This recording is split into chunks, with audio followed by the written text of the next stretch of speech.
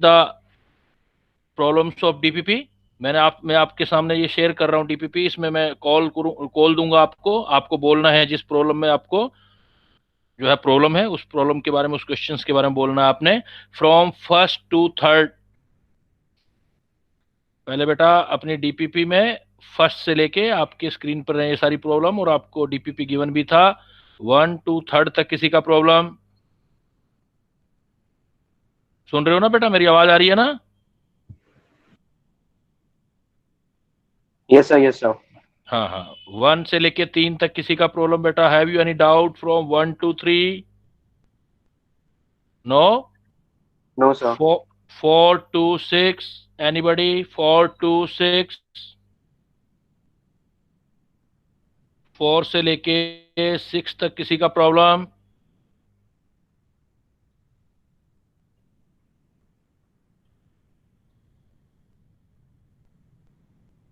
और 2 6, क्या बात है, किसी का प्रॉब्लम नहीं आ रहा? किए नहीं है क्या?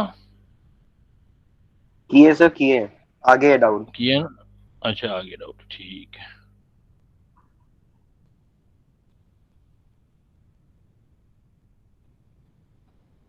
इधर आ जाओ बेटा फिर। इसमें 7 से लेके 11 तक किसी का प्रॉब्लम? हाँ जी sir, 10। 10th number. What is the value of x y z? आपको बेटा बैलेंसिंग करना है। हाँ सर, एक्स वो वाई इक्विवेलेंट निकाल के बैलेंसिंग, मतलब वो एन फैक्टर निकाल एन के फैक्टर रिवर्स लगा निकाल के देंगे। बैलेंसिंग। ठीक है सर। हाँ, एन फैक्टर जैसे I2 का एन फैक्टर निकाल लो, तो I2 का एन फैक्टर यहाँ रख देंगे। ऐसा प्रॉब्लम मैंने किया भी था, एक आपका आया था। सिर्फ आई हाँ जी वाले से सर। हो जाएगा, फिर हिट एंड ट्रायल से हो जाएगा। क्लियर? चलो आगे। Yes sir.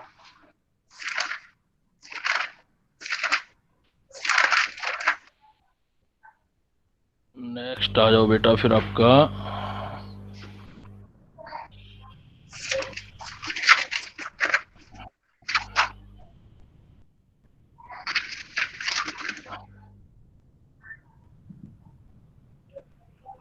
ये 11 to 14, 12 to 14 किसी का प्रॉब्लम? 12 सॉरी टू सर, वो फोर्टी एक पीछे स्किप हो गया, क्वेश्चन नंबर जो 3 है। हाँ हाँ, अभी चलो बेटा 3 में अभी आपसे डिस्कस करता हूँ। पहले इसको कंप्लीट कर देते हैं आगे। अभी चलते जाओ साथ में। 12 to 14 तक किसी का? 12 to 14। No sir. No sir, no sir. Okay okay okay.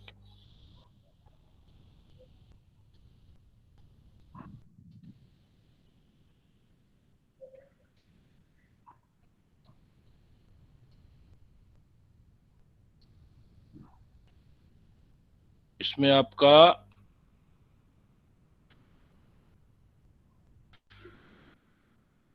Third कह रहे थे पीछे वाला।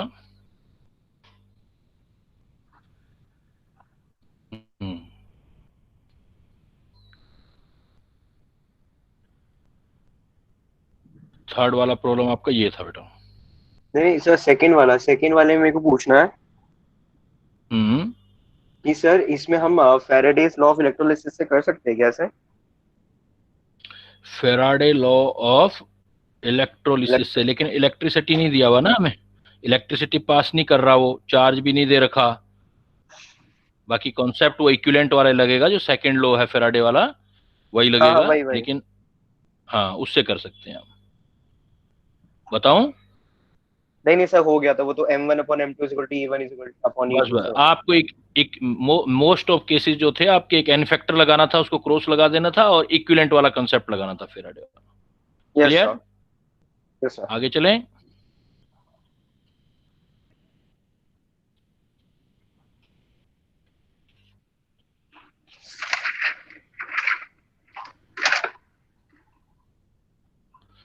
हाँ तो बेटा, आज मैं जो आपका टॉपिक स्टार्ट करने जा रहा हूं, आज हम करने जा रहे हैं बेटा एटॉमिक स्ट्रक्चर।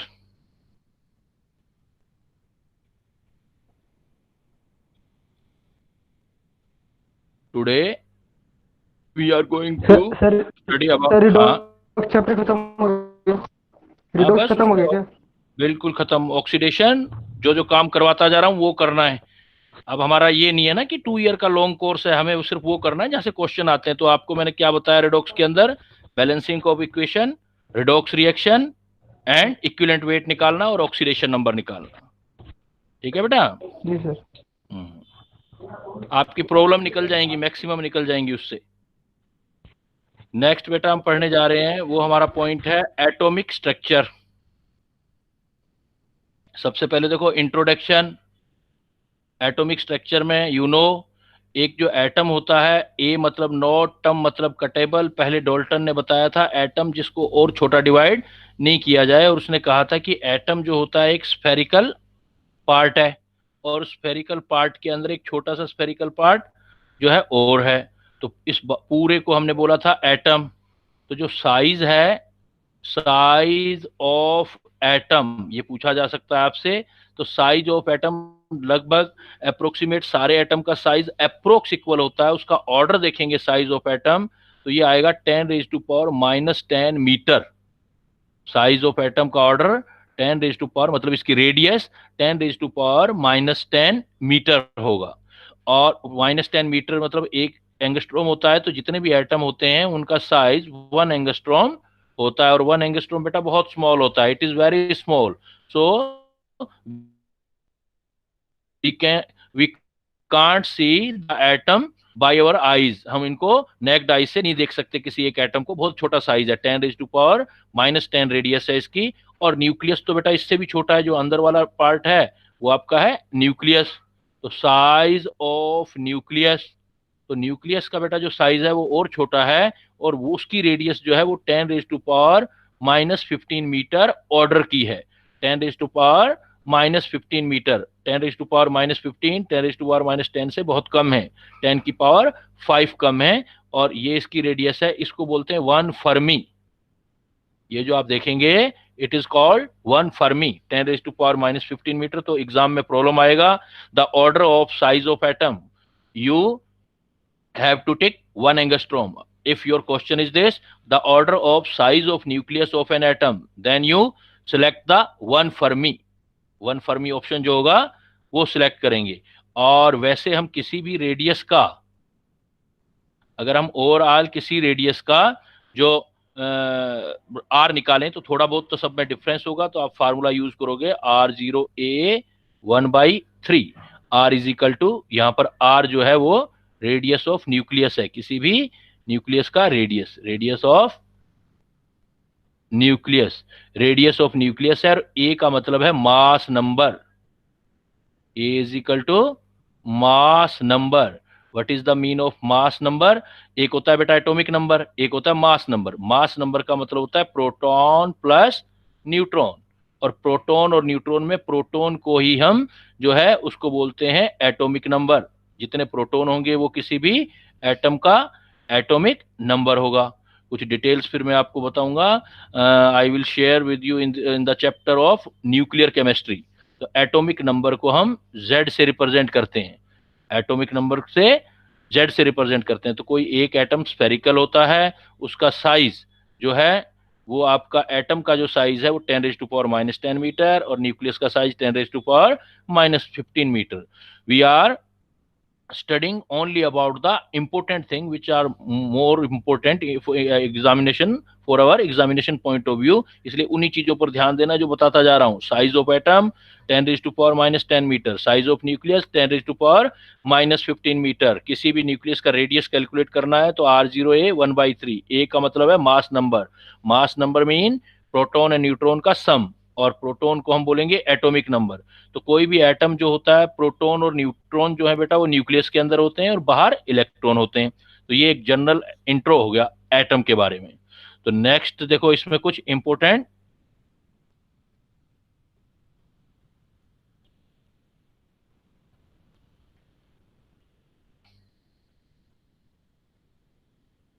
इंपोर्टेंट टर्म्स, कुछ हम यहाँ पर टर्म्स यूज करते हैं। जैसे हमारी टर्म्स होती है आइसोटॉप, आइसोटॉप्स। तो आइसोटॉप्स जो होते हैं वो हमारे क्या होते हैं? आइसोटॉप्स वो होंगे, सेम एलिमेंट होगा, सेम एलिमेंट। एलिमेंट सेम का मतलब क्या होता है बेटा? इसमें प्रोटॉन सेम होते हैं, सेम R0 की वैल्यू क्या है?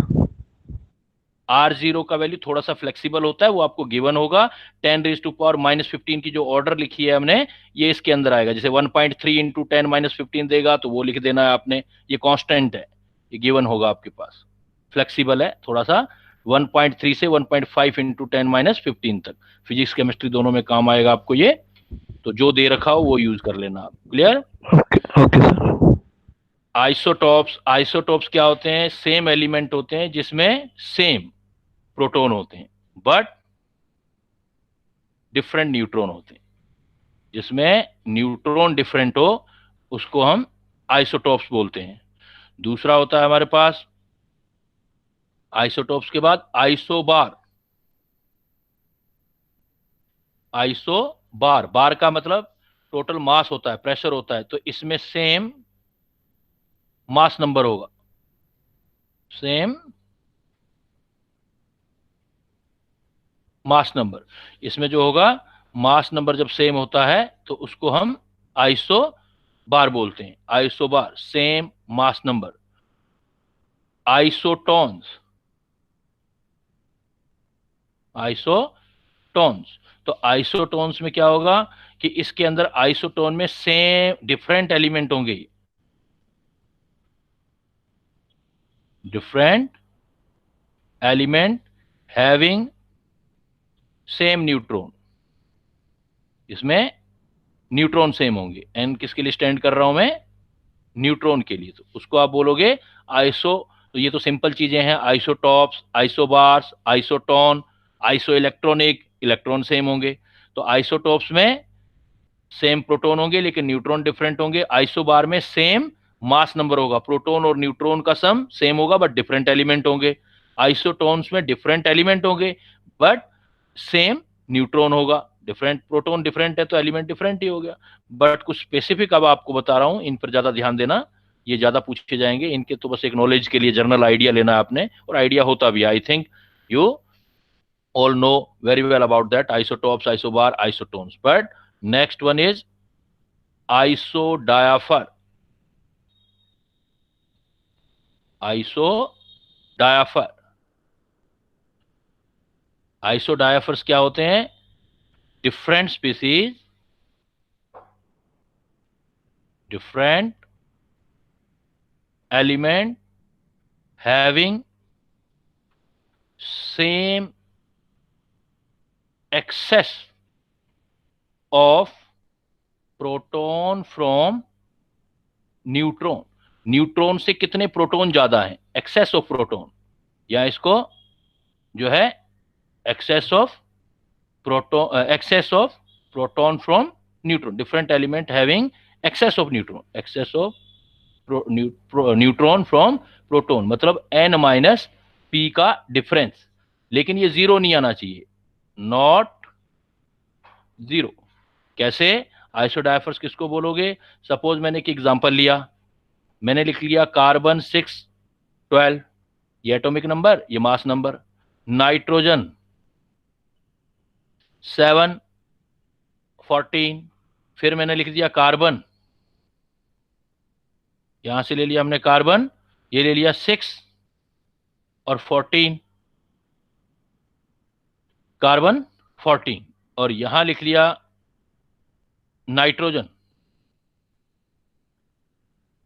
यहां नाइट्रोजन ले लिया 7, ये कार्बन 13 ले लेते हैं सपोज, कार्बन 13 और 7 15। अब आप देखो इसमें, तो यहां पर देखो ये प्रोटॉन के नंबर है सब में, प्रोटॉन, इसमें प्रोटॉन आ गया आपका 6, इसमें प्रोटॉन 7, इसमें 6, इसमें 7।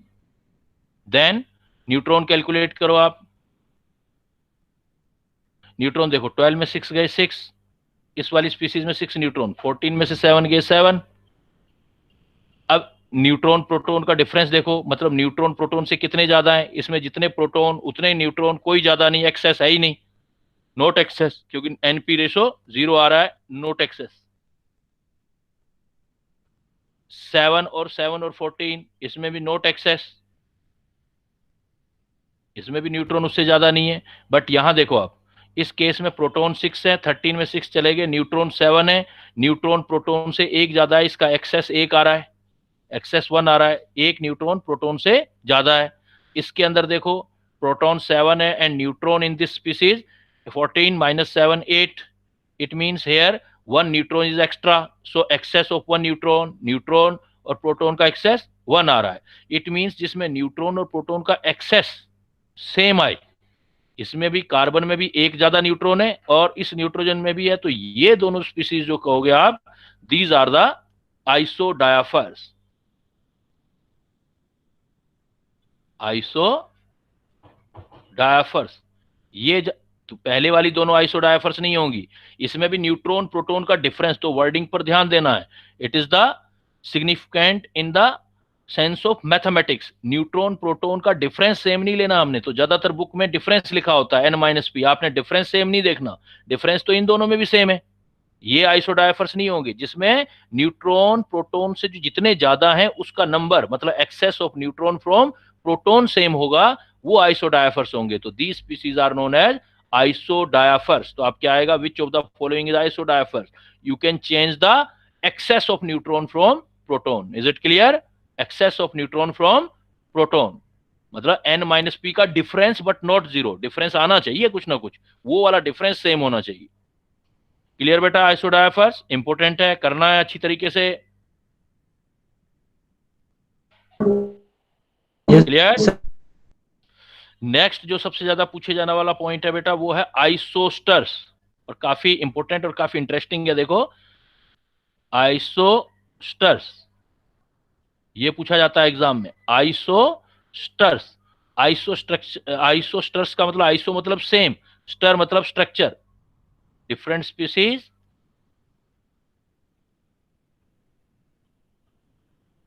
Having same structure. अब पॉइंट आता है सेम स्ट्रक्चर कैसे पता लगेगा हमें? फंडामेंटल क्या है, बेसिक क्या है, रट्टा नहीं, बेसिक क्या है, किन स्पीसीज की स्ट्रक्चर सेम होती है? तो सेम स्ट्रक्चर उन्हीं की होती है जिसमें इलेक्ट्रॉन का नंबर भी सेम हो और एटम भी सेम हो। तो आइसोस्टर कौन से होते हैं? Hint, same electron plus same atom, जिसमें एटम का नंबर भी सेम होता है एंड इलेक्ट्रॉन भी सेम होते हैं। ऐसी डिफरेंट स्पीसीज होंगी बट उनका स्ट्रक्चर सेम होगा। रटनी नहीं है आपको, कैलकुलेशन करना है। इलेक्ट्रॉन काउंट कर लेना और एटम काउंट कर लेना। एटम को बोलते हैं एटोमेटिसिटी, सेम एटोमेटिसिटी। एटम का नंबर बेटा सेम होना चाहिए विद आइसो इलेक्ट्रॉनिक। सेम मतलब आइसो, इलेक्ट्रॉन मतलब इलेक्ट्रॉनिक। तो याद रखना, फंडामेंटल तैयार हो जाएगा हमेशा के लिए। ऐसी स्पीसीज जिनका स्ट्रक्चर सेम होता सेम स्ट्रक्चर होता है वो कौन सी होती हैं? जिनमें इलेक्ट्रॉनों का नंबर सेम होना चाहिए और एटम सेम होने चाहिए। जैसे देखो कैसे करोगे आप, कैसे प्रॉब्लम आएगा। सपोज मैंने आपको CO2 एग्जांपल दिया, CO2। अब CO2 एग्जांपल दिया है तो इसमें देखो इलेक्ट्रॉन काउंट करो। कार्बन के अंदर 6 इलेक्ट्रॉन होते हैं, एक ऑक्सीजन के अंदर 8 होते हैं, 2 हो गए तो 16 हो गए, तो टोटल हो गए 22 इलेक्ट्रॉन, 22 इलेक्ट्रॉन। और एटोमेटिसिटी देखो, एटम 2 ऑक्सीजन और 1 कार्बन 3। तो कोई भी ऐसी स्पीसीज जिसमें 22 इलेक्ट्रॉन आएंगे और एटम 3 आएंगे, उसकी स्ट्रक्चर CO2 जैसी होगी। और well known structure of CO2 is very simple, no one any doubt about the CO2 structure. This one the CO2, this one of the CO2 structure of CO2 बिल्कुल linear structure होता है CO2 को। तो अब आप कोई भी ऐसी स्पीसीज देख लेना बेटा एग्जाम में आएगी, तो एग्जाम में फंडामेंटल तैयार करना है जिनके इलेक्ट्रॉन सेम होंगे और एटम सेम होंगे। मतलब जिस किसी स्पीसीज में भी 22 इलेक्ट्रॉन हो और एटम 3 होंगे, देन जो आप directly without any doubt, without any confusion, without any bewildered, you can select the structure like CO2। जैसे स्ट्रक्चर मैंने दे दिया आपको N2O, मैंने पूछ लिया इसका स्ट्रक्चर क्या है। देखो N2O, इलेक्ट्रॉन काउंट करो। 1 नाइट्रोजन में 7 इलेक्ट्रॉन होता है, 7 2 14, 14 और 8 22 इलेक्ट्रॉन हो गए। और एटम काउंट करो, 2 नाइट्रोजन 1 ऑक्सीजन 3 हो गए। इसका मतलब ये दोनों ही आइसोस्टर्स हैं। इसकी स्ट्रक्चर भी बिल्कुल ऐसी ही आएगी जैसी आपकी इसकी आई थी स्ट्रक्चर, नाइट्रोजन, बिल्कुल वैसा स्ट्रक्चर आएगा। इसी टाइप से मैं आपको दे दूं CN2 नेगेटिव। कोई भी ऐसी स्पीसीज, इनऑर्गेनिक में आगे पढ़ोगे आप, बहुत सारी चीजें हम फंडामेंटल तैयार करते जाएंगे, कोई भी ऐसी स्पीसीज जिसमें एटलीस्ट 1 नाइट्रोजन हो, एटलीस्ट 1 नाइट्रोजन, एक से ज्यादा है तो बेटर है, लेकिन 1 नाइट्रोजन हो, और एनायन हो, एनायन में कितना ही चार्ज हो, इसके जिसके अंदर भी any species which have at least 1 nitrogen and anion हो, नोन एज सूडो हैलाइड, उसको बोलेंगे सूडो हैलाइड। इट मींस ये जो CN2 नेगेटिव है ये सूडो हैलाइड है। ऐसे प्रॉब्लम आता है, विच of the following is pseudo halide, P block में पढ़ते हो आप।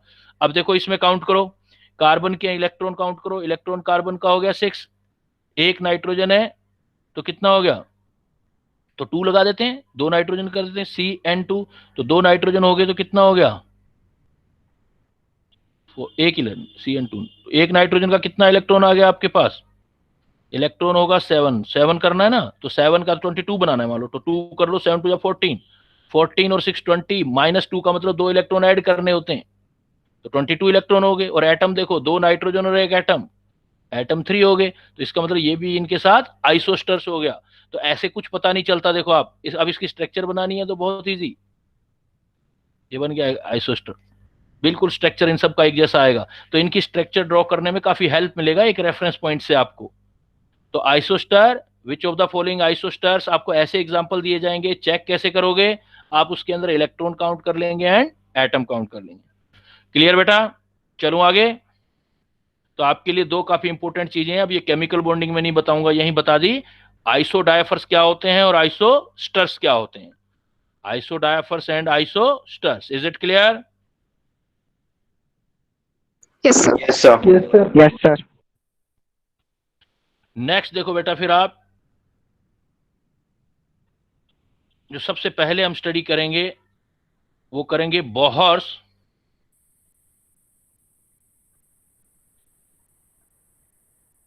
Atomic structure. बोहर्स ने एक स्ट्रक्चर के बारे में क्या बताया, कैसे होगा। देखो इसके अंदर क्या है, स्ट्रक्चर को करने के लिए हमें कुछ पॉइंट करने पड़ेंगे।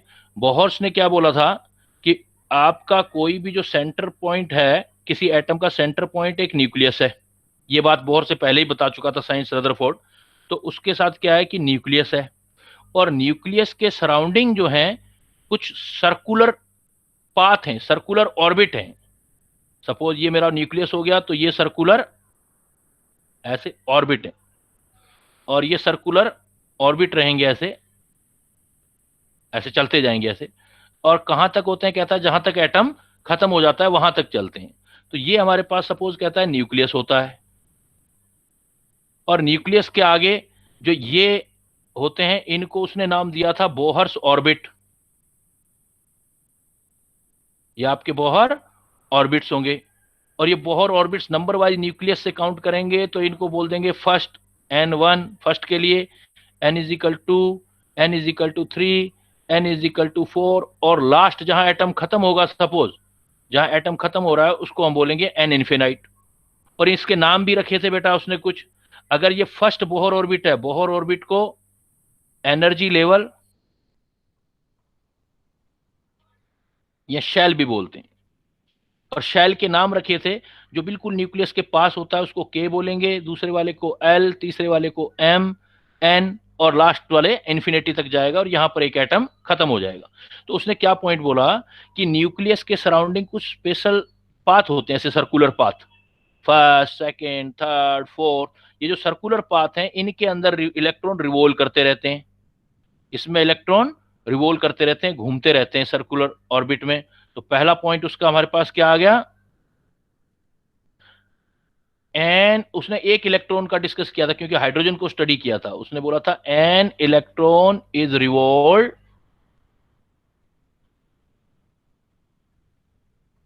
Around the nucleus in definite circular fixed path, definite circular fixed path, जिसको उसने ऑर्बिट वर्ड दिया था, ऑर्बिट, नॉट ऑर्बिटल, ऑर्बिट, उसने ऑर्बिट बोला था। तो इलेक्ट्रॉन इसके सराउंडिंग इसमें घूमते रहते हैं। इलेक्ट्रॉन सराउंडिंग घूमते रहते हैं, तो इलेक्ट्रॉन हर जगह नहीं घूम सकते। एक मैथमेटिकल कैलकुलेशन आती है, सिर्फ उस जगह पे घूमेंगे जहां पर एंगुलर मोमेंटम, अगर कोई चीज सर्कुलर घूमेगी बेटा, सीधी घूमती है तो लीनियर मोमेंटम होता है, लेकिन ऐसे घूमती है सर्कुलर तो एंगुलर मोमेंटम होता है। तो कहां घूमेगा? एंगुलर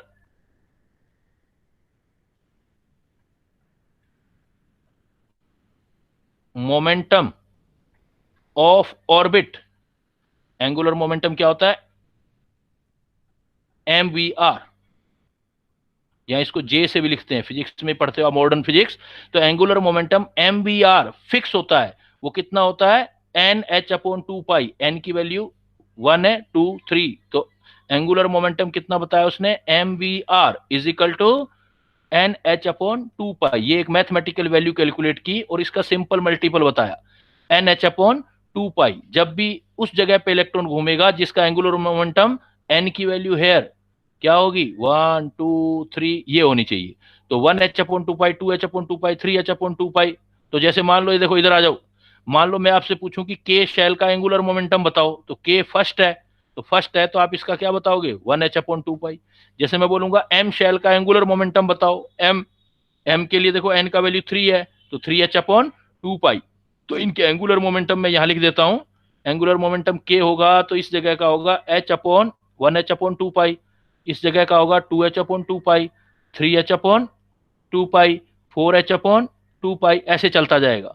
एंगुलर मोमेंटम एक मैथमेटिकल कैलकुलेशन है, वहीं पर इलेक्ट्रॉन रिवॉल्व करते हैं।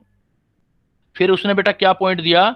उसने बोला कि इलेक्ट्रॉन जब अपने ऑर्बिट में घूमता रहेगा, जब इलेक्ट्रॉन सपोज अपने के ऑर्बिट में घूम रहा है तो उसकी एनर्जी फिक्स है, पहले ही बोल दिया, definite circular fixed path. Fixed मतलब एनर्जी। तो इलेक्ट्रॉन जब अपने ऑर्बिट में घूमता रहता है तो उसकी एनर्जी में कोई चेंज नहीं आता। अपने ऑर्बिट में घूमता रहेगा तो उसकी एनर्जी में कोई चेंज नहीं आएगा। लेकिन वो अपनी छोड़ के ऑर्बिट को अगर आगे से बाहर की तरफ जाता है, मतलब अपर की तरफ जाता है, या बाहर से अंदर की तरफ आता है, तो एनर्जी इमिट या एब्जॉर्ब करेगा। तो नेक्स्ट पॉइंट क्या दिया उसने? व्हेन, या आप सीधा करो, during moving of electron in its orbit there is no change in energy. There is no change in energy, but if electron change its orbit, then there is change in energy। तब उसके electron की energy में change आएगा। कैसे? देखो इसको कैसे देखेंगे बेटा। सपोज ये देखो, सपोज एक कोई एटम है। अब किसी एटम में ये न्यूक्लियस है सपोज, और ये कहीं न्यूक्लियस है, और न्यूक्लियस का ये लोअर एनर्जी लेवल है। मैं इसको बोल देता हूं lower energy level, n lower, और इसकी एनर्जी लोअर है। और एक न्यूक्लियस से दूर है ऑर्बिट कोई, ये हायर एनर्जी लेवल है, और इसकी एनर्जी जो है ई हाई है। अब क्या है कि सपोज इलेक्ट्रॉन है यहां, सपोज इलेक्ट्रॉन यहां रखा हुआ है। अब इलेक्ट्रॉन यहां से अपने ऑर्बिट में यहां कहीं भी घूमता रहेगा ऐसे, तो उसकी एनर्जी ना एमिट होगी ना एब्जॉर्ब होगी। लेकिन अगर इसको एनर्जी मिल जाए, एनर्जी एब्जॉर्ब कर ले, एब्जॉर्प्शन हो जाए एनर्जी का, जब कोई इलेक्ट्रॉन एब्जॉर्प्शन एनर्जी का करता है तो जंप करके हायर एनर्जी लेवल में चला जाता है, जंप करके हायर में चला जाएगा। तो कोई भी इलेक्ट्रॉन एब्जॉर्ब करेगा तो इसका मतलब उसकी एनर्जी इंक्रीज हो जाएगी, इंक्रीज वाले एनर्जी में चला जाएगा। लेकिन अब ये मान लो ये इलेक्ट्रॉन यहां जाने के बाद सपोज वापस आता है, तो वापस एनर्जी को इमिट करेगा, तो इमिशन ऑफ एनर्जी होगा। तो कोई इलेक्ट्रॉन अगर एनर्जी को एब्जॉर्ब करता है तो लोअर से हायर में चला जाएगा, और अगर हायर से लोअर में आता है तो इमिट करेगा। कुल मिला के जब अपना ऑर्बिट चेंज करेगा तभी उसकी एनर्जी में चेंज आएगा। और एनर्जी चेंज कितनी होगी बेटा? जितना इन दोनों एनर्जी का डिफरेंस होगा, इन दोनों एनर्जी का difference. Suppose change in energy का डिफरेंस कितना है वो कैलकुलेट कर सकते हैं हम। Delta E is equal to E higher minus E lower. तो एनर्जी जो होती है, एनर्जी कोई भी एनर्जी होगी तो वो एच न्यू होगी, और न्यू मतलब फ्रीक्वेंसी, और न्यू जो होता है वो c बाई लेमडा होता है, एच सी बाई लेमडा। तो आप ये देख सकते हो कि delta E is equal to दोनों एनर्जी का डिफरेंस। डिफरेंस किसके बराबर होगा? एच न्यू के। न्यू फ्रीक्वेंसी और lambda wavelength. Nu frequency lambda wavelength. Suppose मैं यहां बात करता हूं, इसका मतलब जब इलेक्ट्रॉन नीचे से ऊपर या ऊपर से नीचे जंप करता है तो एनर्जी इमिट होती है। ये एनर्जी जो इमिट होती है ये एनर्जी के पैकेट्स में इमिट होती है, ऐसे लगातार नहीं होती, पैकेट्स। और उस एनर्जी का जो पैकेट्स होता है डेल्टा ई, उसकी energy h c by lambda होगी। तो जितना एनर्जी डिफरेंस ज्यादा होगा तो यहां से जो एनर्जी के ये पैकेट्स बाहर निकलेंगे इसको बोलेंगे फोटोन। इसको क्या बोलेंगे हम? फोटोन। तो जो भी फोटोन जो इलेक्ट्रॉन के जंप करने से जो एनर्जी बाहर निकलती है उसको फोटोन बोलते हैं।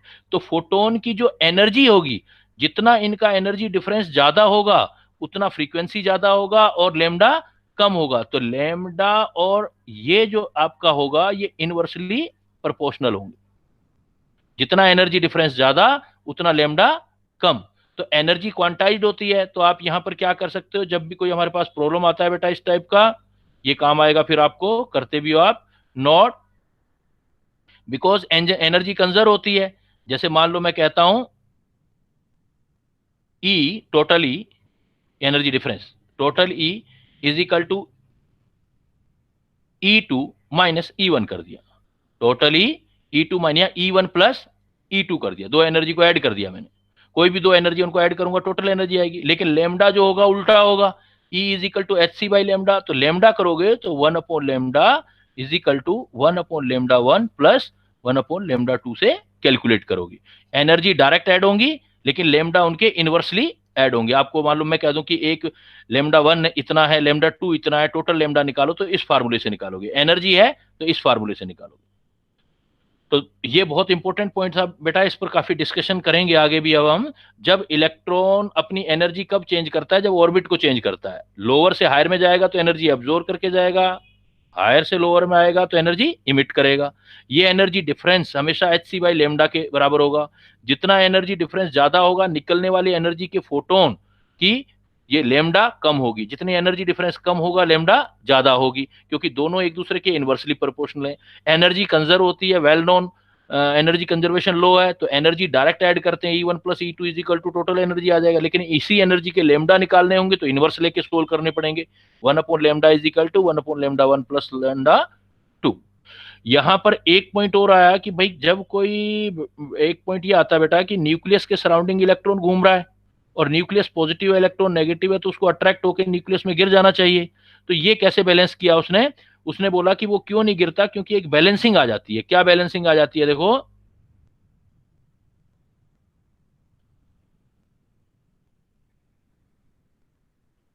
Electron can not fall down in positive nucleus, क्योंकि नेगेटिव है इलेक्ट्रॉन और जो आपका न्यूक्लियस है वो पॉजिटिव है, तो अंदर गिर जाना चाहिए, अट्रैक्ट हो जाना चाहिए, because of balancing of two force. Balancing of two force, ये कौन से फोर्स होते हैं? कि सपोज ये न्यूक्लियस है, ये पॉजिटिव पड़ा है। अब ध्यान देना, ये काफी इंपॉर्टेंट पॉइंट है।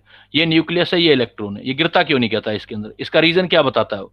कहता है आपका न्यूक्लियस है, न्यूक्लियस में सपोज एक प्रोटॉन का चार्ज इलेक्ट्रॉन के बराबर होता है। सपोज जितना प्रोटॉन का चार्ज होता है उतना इलेक्ट्रॉन का, सपोज एक प्रोटॉन का चार्ज है E।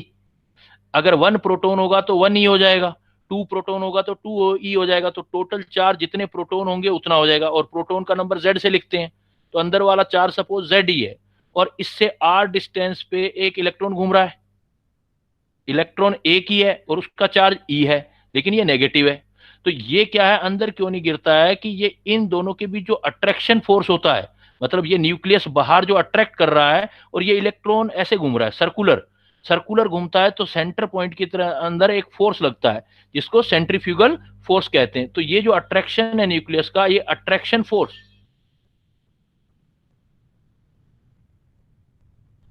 ये इक्वल टू हो जाता है जब ऐसे कोई चीज घूमती है तो सेंट्रीफ्यूगल फोर्स के,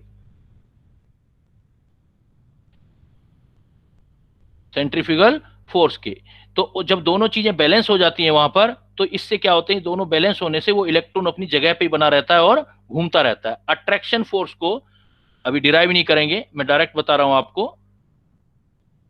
अट्रैक्शन फोर्स, सेंट्रीफ्यूगल फोर्स और अट्रैक्शन फोर्स का फार्मूला क्या है?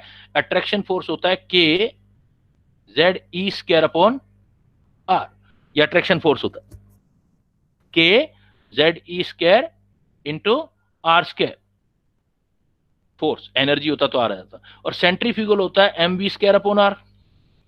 तो ये दोनों फोर्स जो होते हैं जहां पर इक्वेट होते हैं वहीं पर वो ऑर्बिट बन सकता है और वहीं इलेक्ट्रॉन घूम सकता है और अंदर वो इलेक्ट्रॉन नहीं घूमेगा। मतलब इससे आगे या पीछे होगा तो अट्रैक्ट और रिपेल हो सकता है, लेकिन इस जगह पे सेट हो गया तो यहीं रहेगा।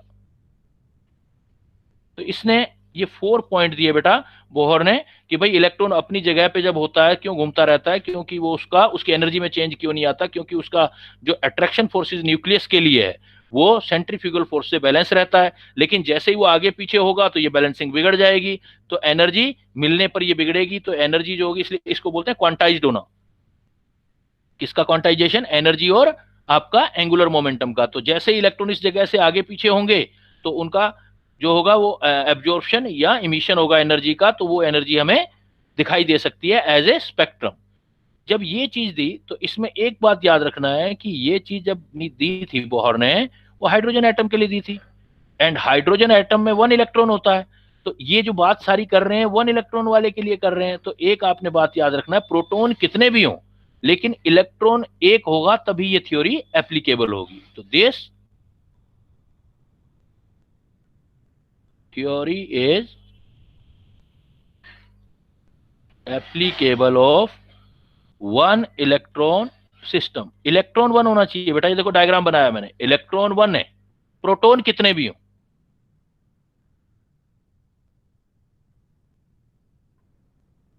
No matter how many proton.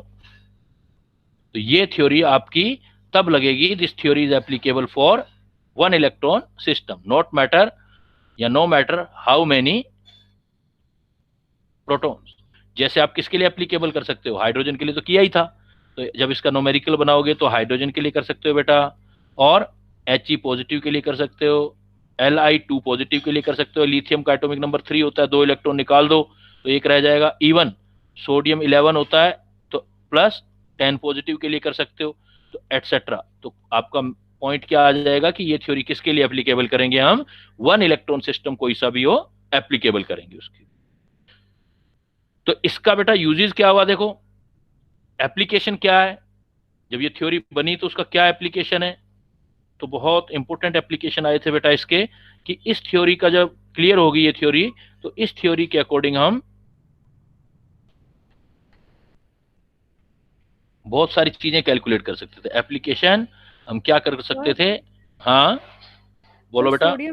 Sodium कैसे कर सकता है, मतलब 10 इलेक्ट्रॉन एक साथ कैसे निकाल सकता है वो? थ्योरेटिकली क्वेश्चन बना रहे हैं ना नोमेरिक, अगर आपका क्वेश्चन तो एग्जामिनर बना के दे सकता है ना कि this theory is applicable for. अब उसने तो हाइड्रोजन के लिए पढ़ा था, तो हम ऐसे इलेक्ट्रॉन निकालते निकालते जाएं तो ये भी तो 1 इलेक्ट्रॉन सिस्टम ही हुआ ना। वो तो प्रैक्टिकल चीज है, थ्योरेटिकली तो क्वेश्चन कैसे ही बन सकता है। तो आपको ये ध्यान रखना है, इस थ्योरी को किसके लिए एप्लीकेबल करोगे आप? 1 इलेक्ट्रॉन सिस्टम के लिए, जिसमें भी 1 इलेक्ट्रॉन रह जाएगा तो उस पर अप्लाई कर सकते हैं। क्लियर? देखो बेटा इसका एप्लीकेशन आप क्या क्या काम ले सकते हो। तो इससे ना कोई भी 1 इलेक्ट्रॉन सिस्टम हो, कोई भी, उस 1 इलेक्ट्रॉन सिस्टम में इलेक्ट्रॉन की जो है आप न्यूक्लियस से distance from nucleus of electron ये कैलकुलेट कर सकते हो, डिस्टेंस या रेडियस जिसको बोलते हैं आप। और इसको क्या बोलेंगे? Radius of Bohr orbit. किसी भी बोहर ऑर्बिट की रेडियस कैलकुलेट कर सकते हो। दूसरा क्या कैलकुलेशन कर सकते हैं? डिस्टेंस कैलकुलेट कर लिया आपने तो उस इलेक्ट्रॉन का वेलोसिटी भी निकाल सकते हो। वेलोसिटी ऑफ उस इलेक्ट्रॉन का। वेलोसिटी और डिस्टेंस हो गया तो एनर्जी भी निकाल सकते हो आप, यहां पर न्यूमेरिकल बनते हैं। रेडियस के लिए अब क्या क्या याद करना है ये मैटर करता है। देखो आपने रेडियस निकालना है तो इसका ये फार्मूला जरूर याद करना। रेडियस निकालना है तो R is equal to n square h square 4 pi square m k Z square. ज्यादातर बच्चे ये फार्मूला छोड़ के ये याद कर लेते हैं सिर्फ। तो एग्जामिनर जो है आजकल बहुत स्मार्ट हो गया है, इस पर प्रॉब्लम ना पूछ के यहाँ पूछ लेता है। R is equal to n square h square 4 pi square m k Z square, और इसको सोल्व करेंगे तो 0.529 n square of Z, 0.529 n square upon Z angstrom, 0.529 n square upon Z angstrom. तो रेडियस कैलकुलेट कर सकते हो। Velocity calculate करनी है तो वी निकाल सकते हो। वी देखो, अब ट्रिक सिखा रहा हूं, एक याद कर लेना ये। अब क्या करना, वी निकालना है तो डिराइव करने की रिक्वायरमेंट नहीं है अभी हमें। इसको आप क्या करो, के जेड स्क्वायर जो है इस पार्ट को छोड़ के उल्टा करके अंडर रूट ले लो। तो देखो 4 पाई स्क्वायर इतना, 4 pi square n square s square को उल्टा कर दो। तो 4 पाई स्क्वायर को उल्टा करोगे, अंडर रूट लोगे तो 4 का अंडर रूट 2, पाई स्क्वायर का पाई, एन स्क्वायर एस स्क्वायर का एन एच। और बाकी वेलोसिटी कभी भी मास पर इलेक्ट्रॉन पर डिपेंड नहीं करती है, एम छोड़ दो बाकी सारा ऊपर ले जाओ, के जेड स्क्वायर। तो ये वेलोसिटी का फार्मूला आ जाएगा। Velocity is equal to 2 pi k Z square upon n h. इसको सोल्व करोगे तो ये वैल्यू आएगी 2.18 into 10⁸ Z upon n centimetre per second. Centimetre में आएगा आंसर, ध्यान रखना। 2.18 10⁸8 Z upon n centimetre per second. अब आप आ जाओ एनर्जी ऑफ इलेक्ट्रॉन। ये पॉइंट सबसे ज्यादा इंपॉर्टेंट इस पूरे पार्ट के अंदर। एनर्जी ऑफ इलेक्ट्रॉन में देखो 3 टाइप की एनर्जी आएंगी आपकी। एक आएगा आपका पोटेंशियल एनर्जी,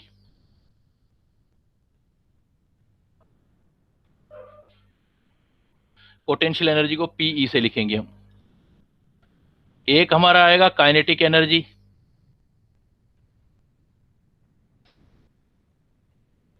के ई से लिखेंगे। और एक हो जाएगा इन दोनों का sum total energy. Total energy को हम ई से लिख लेते हैं।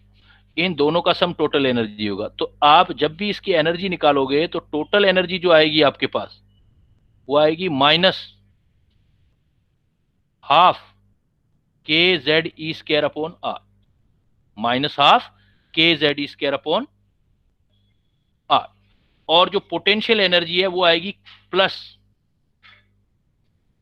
ये minus k Z e square upon r. और काइनेटिक एनर्जी जो आएगी वो काइनेटिक मूवमेंट से रिलेटेड है, ये कभी भी माइनस नहीं हो सकता, ये प्लस में आएगी आपकी। ये आपका ये निकालो, टोटल करना ना आपको, ये आपका आ गया के जेड स्क्वायर अपॉन आर। और ये आ जाएगा आपका काइनेटिक एनर्जी निकालना है, हाफ एम बी स्क्वायर है ना, तो half k Z square upon r.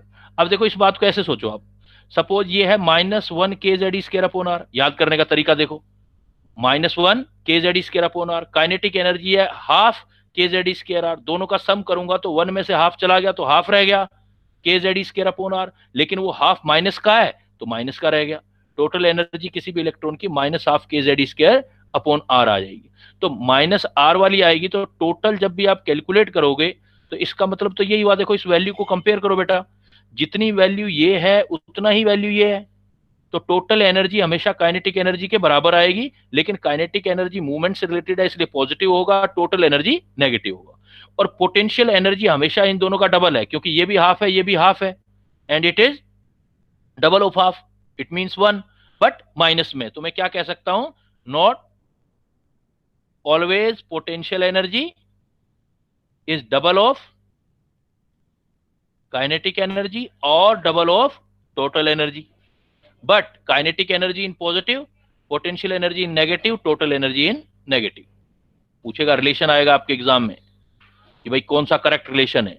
तो पोटेंशियल एनर्जी काइनेटिक एनर्जी और टोटल एनर्जी का डबल होता है। Potential energy double of kinetic energy या डबल ऑफ टोटल एनर्जी। इसका मतलब काइनेटिक एनर्जी और टोटल एनर्जी तो बराबर हो गई। दूसरा पॉइंट, इन फार्मूलों की तरह इसका फार्मूला भी पूछा जाएगा आपसे कि भाई कितनी एनर्जी आएगी। तो टोटल एनर्जी देखो, ये half k Z square are है, आर की वैल्यू रख दो, ये निकाली हुई है आपने, एन स्क्वायर एस स्क्वायर 4 पाई एम के जेड स्क्वायर, यहां से निकाल सकते हो एक। और वैल्यू कैलकुलेट करोगे तो टोटल एनर्जी जब भी आएगी वो आएगी माइनस में। और माइनस में बेटा ये जो एनर्जी आएगी, ये देखो ये कितना वैल्यू किया था 2.18, तो आप 21.8 लिख दो। 21.8 इंटू 10⁻⁻19, और ये आएगा आपको Z square upon n square, Z square upon n square.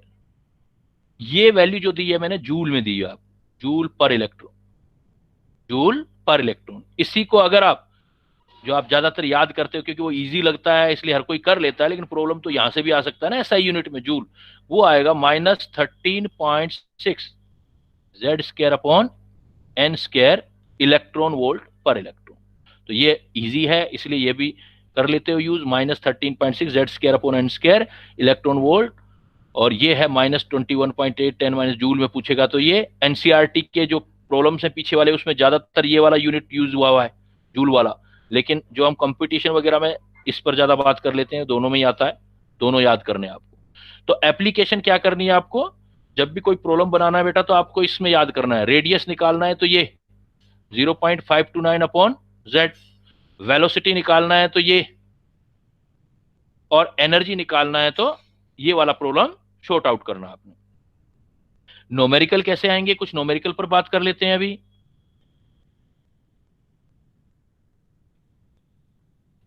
और क्लियर हो जाएगी ये थ्योरी उससे। सबसे पहला पॉइंट देखो, पॉइंट बना बना के न्यूमेरिकल बना लेता हूं मैं, नोट कर करके। नोट का मतलब आपके लिए कंपटीशन पॉइंट ऑफ व्यू से के लिए इंपॉर्टेंट है। On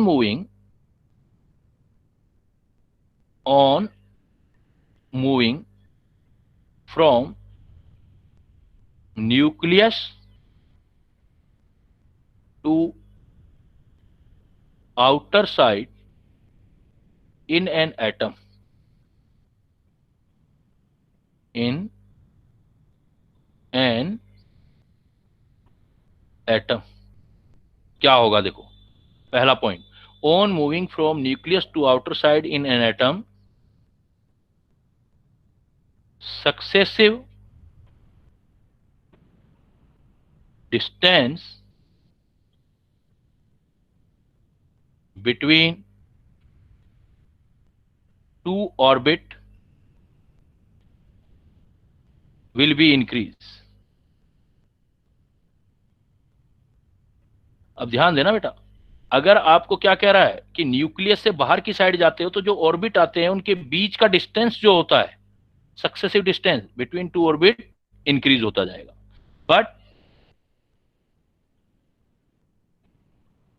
successive energy difference,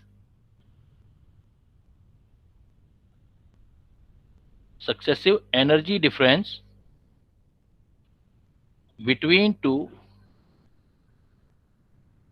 energy level will be decrease। वो डिक्रीज होगा कैसे, देखो प्रूव करते हैं। सपोज ये न्यूक्लियस है और न्यूक्लियस के पास में फर्स्ट ऑर्बिट है, तो फर्स्ट ऑर्बिट का मुझे रेडियस निकालना है। तो R1 कितना आएगा बेटा, देखो R1 0.529 n square, n is equal to 1 आ गया, n स्क्वायर 1 का स्क्वायर 1। और सपोज हाइड्रोजन के लिए ले रहा हूं मैं, किसी के लिए ले लो आप, हाइड्रोजन, तो हाइड्रोजन के लिए Z भी 1 हो जाएगा, तो 0.529 एंगस्ट्रोम आ गया। अब मान लो मैं सेकंड के लिए निकालता हूं, सपोज मैंने सेकंड के लिए निकाला, सेकंड के लिए n का वैल्यू 2 हो गया, रेडियस देखो R2 is equal to 0.529 n square upon z, n तो 2 है, 2 का स्क्वायर आ गया 4, और z की वैल्यू 1 आ गई। अब मैं 3 के लिए ले लेता हूं,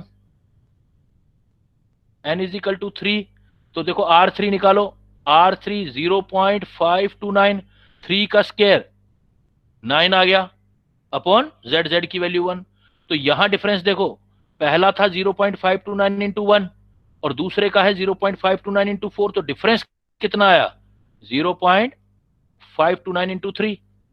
दूसरे और तीसरे में डिफरेंस निकालो, देखो सेकंड और थर्ड में 0.529 इंटू 4 और 0.529 इंटू 9, इसमें से ये माइनस करूंगा तो 9 में से 4 चले जाएंगे तो 5 रह जाएगा। तो कितना डिफरेंस आया देखो 0.529 इंटू 5। नेक्स्ट निकालूंगा तो 0.529 इंटू 7 आएगा। तो you can see clearly from here, जैसे जैसे आगे चलते जाओगे तो पहले के भी जितना डिस्टेंस आ रहा है उससे अगली बार डिस्टेंस जो आएगा वो ज्यादा आएगा अगर मैं न्यूक्लियस से बाहर की साइड चलता हूं।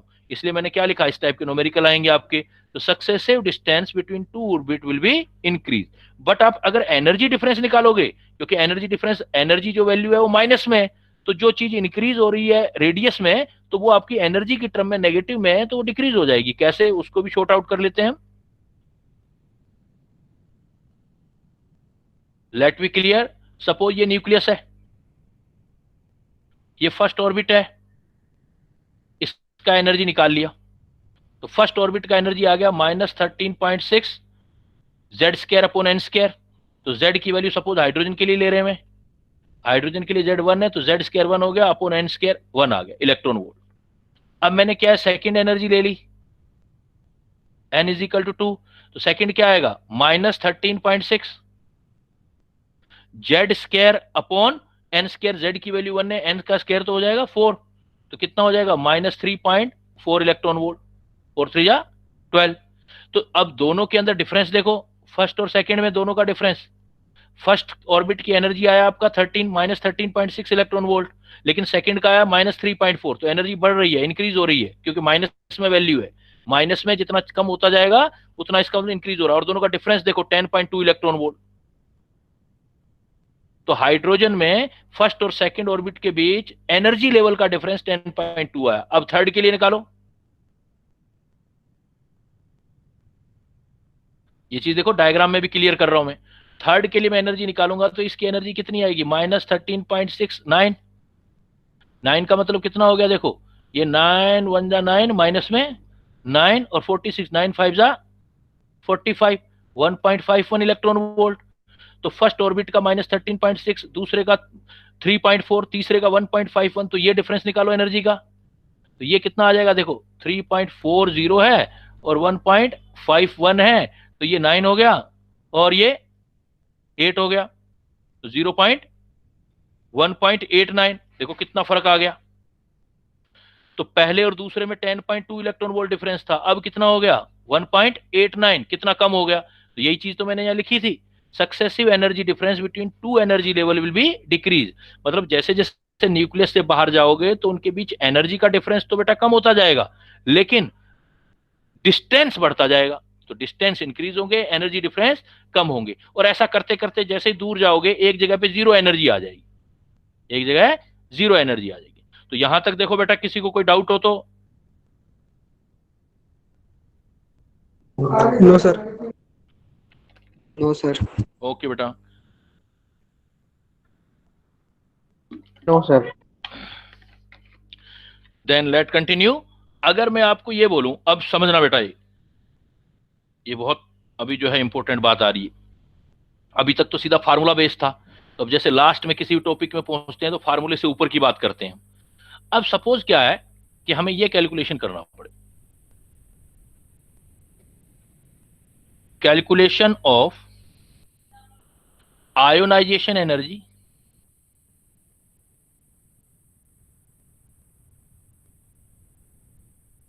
एंड सेपरेशन एनर्जी, ये वर्ड आ जाए कि आपको आयोनाइजेशन एनर्जी निकालना है और सेपरेशन एनर्जी निकालना है। आयोनाइजेशन एनर्जी को IE लिख देते हैं और सेपरेशन एनर्जी को SE लिख लेते हैं। आयोनाइजेशन एनर्जी कभी भी किसी का लेना हो तो हमेशा पॉजिटिव होगा, और ये जितनी भी एनर्जी आप जैसे मान लो जिसकी भी निकालोगे, जैसे 13.6 आप निकालते हो फर्स्ट ऑर्बिट की हाइड्रोजन की, जितनी भी किसी की निकालोगे तो E फर्स्ट हाइड्रोजन वाला, वो जिस यूनिट में लेना है 13 इलेक्ट्रॉन वोल्ट में लेना है, 13.6 ले लेना, जूल में लेना है तो अभी देखा था हमने वो वाली। तो E1 एनर्जी जितना भी जो निकालना है जेड स्क्वायर आ जाएगा। E1 एनर्जी जेड स्क्वायर मतलब उसके जेड से मल्टीप्लाई कर देना। और ionisation energy because first orbit से होती है तो एन की वैल्यू 1 लेते हैं आयोनाइजेशन एनर्जी में, और फर्स्ट ऑर्बिट को छोड़ के किसी और ऑर्बिट से इलेक्ट्रॉन निकाला है तो वो सेपरेशन एनर्जी है। मतलब सेपरेशन एनर्जी निकालनी है तो आप E1H जो भी फर्स्ट ऑर्बिट हाइड्रोजन की एनर्जी होगी Z square upon n square लगा देना। यहां पर एन बस ध्यान रखना नॉट इक्वल टू 1 हो जाएगा। अगर एन 1 हो गया तो वापिस ये आ जाएगा।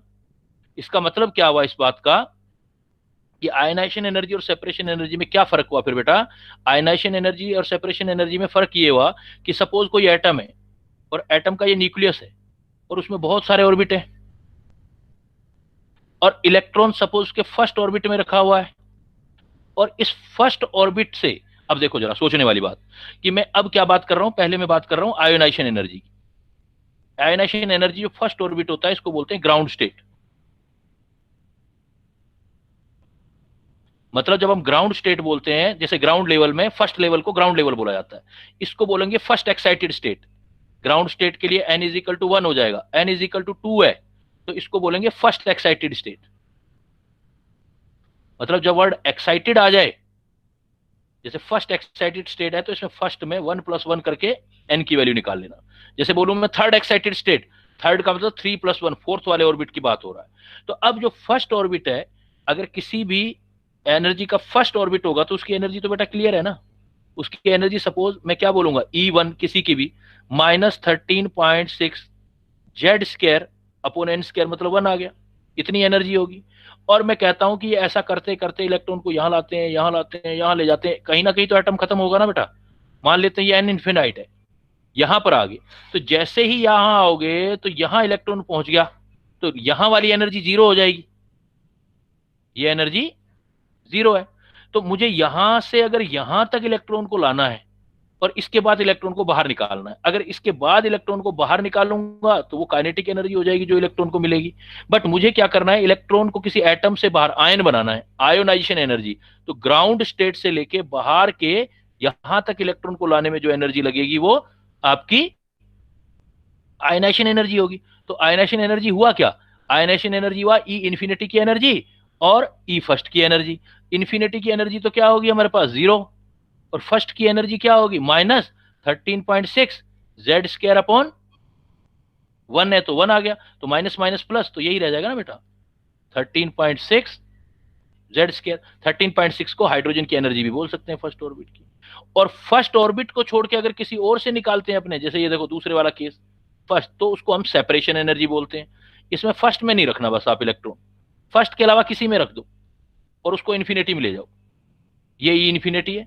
सपोज इलेक्ट्रॉन यहां से ले जाते हैं, एक्साइटेड स्टेट से इन्फिनिटी में ले जाते हैं, तो ये जो एनर्जी होती है उसको हम सेपरेशन बोलते हैं।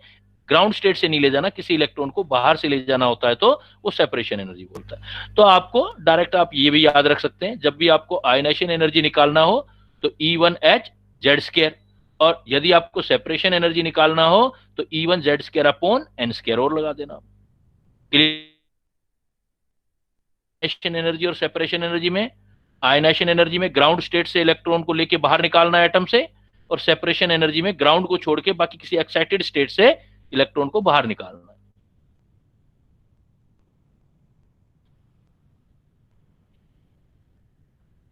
Clear.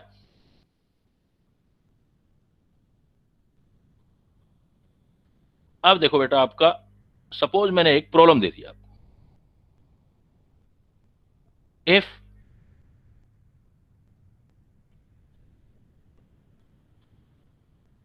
energy of second orbit of He positive ion is x electron volt, then calculate the energy of third orbit of Li2 positive ion. Suppose ये कैलकुलेट करना आप। Pay attention on the problem, double decker question. If energy of second orbit of helium ion is x electron volt, then calculate the energy of third orbit of lithium. Then how do you solve this question?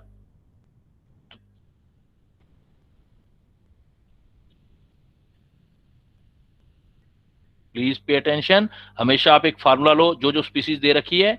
जैसे आपको पहले दे रखा है helium ion, helium ion की Z की value निकाल लो।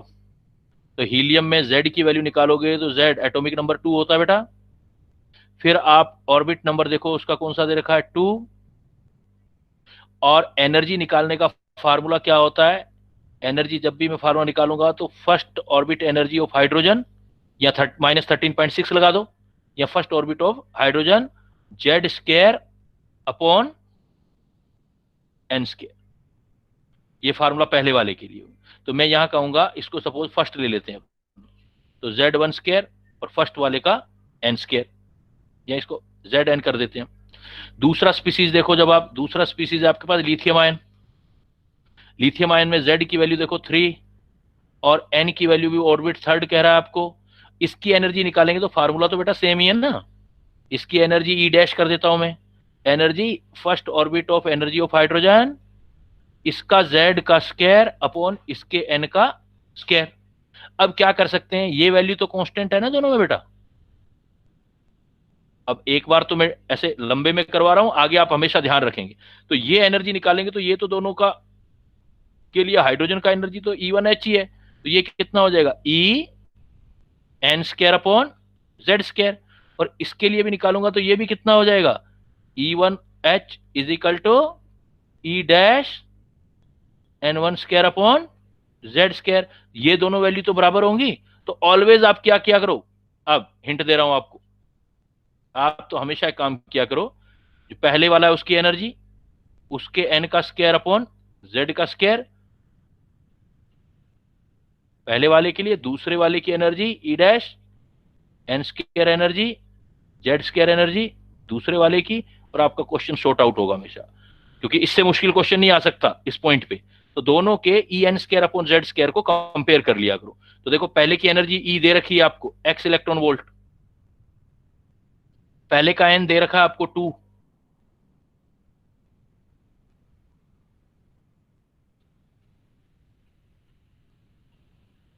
इधर देखो E डैश निकालना है आपको, N स्क्वायर 3 आ रहा है, Z एटॉमिक नंबर भी 3, तो कैंसिल हो गया। E डैश कितना आ गया, x आ गया। तो मैं क्या बोल सकता हूं, जो हीलियम के सेकंड ऑर्बिट की एनर्जी होती है वही लिथियम के थर्ड ऑर्बिट की एनर्जी के बराबर होती है। तो बना सकते हो जब भी आपके पास। अच्छा देखो, अगर मैं ये क्वेश्चन इतना ही देता, सिर्फ ये काट देता, मैं इतना देता, तो फिर तो बहुत सिंपल है ना, फिर एक ही साइड लगाते बस, E इज इक्वल टू ये वाला formula, E is equal to E1H Z square upon N square.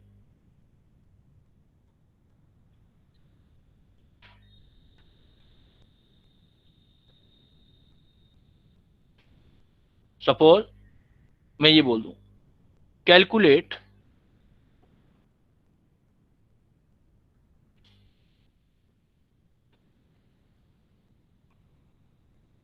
Energy of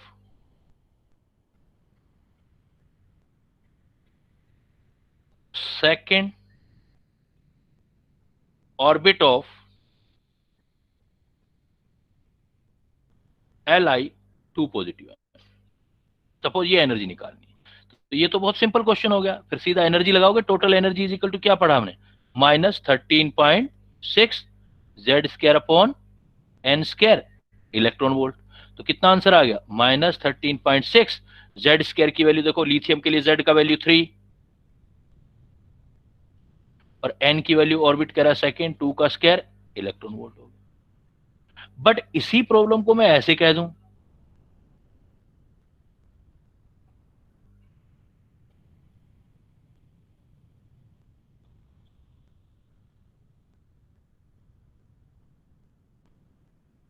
इसी प्रॉब्लम को अपने ऐसे लिख देते हैं, if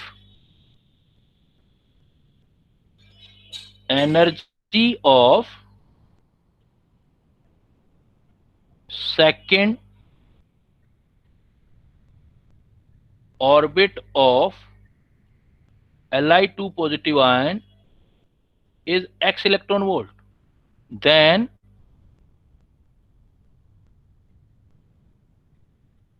calculate the energy of second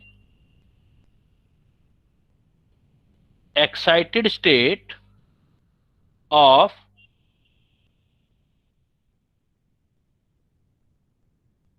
He positive ion.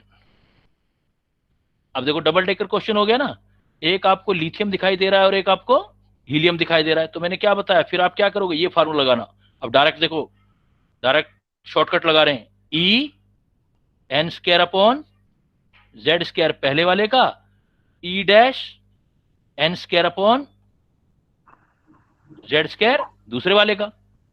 पहले वाले की एनर्जी कितनी दे रखी है, एक्स, एन कितना दे रखा है, सेकेंड 2 का स्क्वायर 4, और जेड है लिथियम, लिथियम का 3 का स्क्वायर 9। देखो बड़ी प्रॉब्लम बड़ी इजीली शॉर्ट आउट होगी। E dash n dash square, देखो सेकंड एक्साइटेड स्टेट है, अभी मैंने तो बोला सर था एन 3 हो जाएगा। यस गुड, एन क्या ले लेंगे, एक्साइटेड है तो एक बढ़ा देंगे 3, 3 का स्क्वायर 9, और जेड की वैल्यू देखो क्या है, दूसरा हमारा हीलियम, हीलियम के लिए कितना होता है 2, 2 का स्क्वायर 4। तो एनर्जी आपकी कैलकुलेट हो जाएगी, ई डैश एनर्जी कितना 4 4 16 एक्स अपॉन 81 इलेक्ट्रॉन वोल्ट, जो भी आपका जिस यूनिट में दे रखा। बना लोगे बेटा प्रॉब्लम इसमें?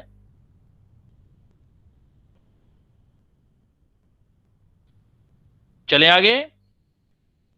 Yes yes sir. Sir. Yes sir. अच्छा अब चलो इस अगला टॉपिक करने से पहले मैं एक आपको एक छोटा सा प्रॉब्लम देता हूं, देखता हूं कितना जो है कॉन्सेप्ट बिल्डिंग हुआ है। इफ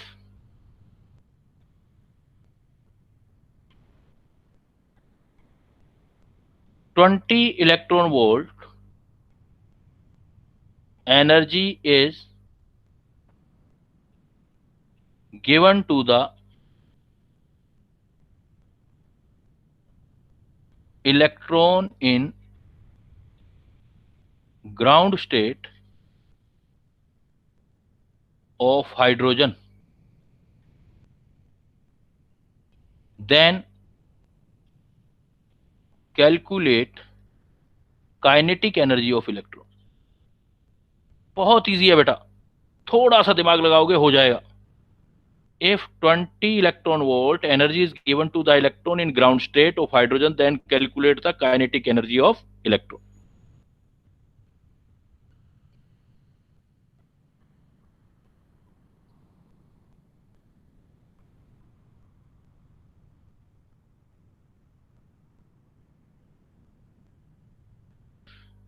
Give your answer,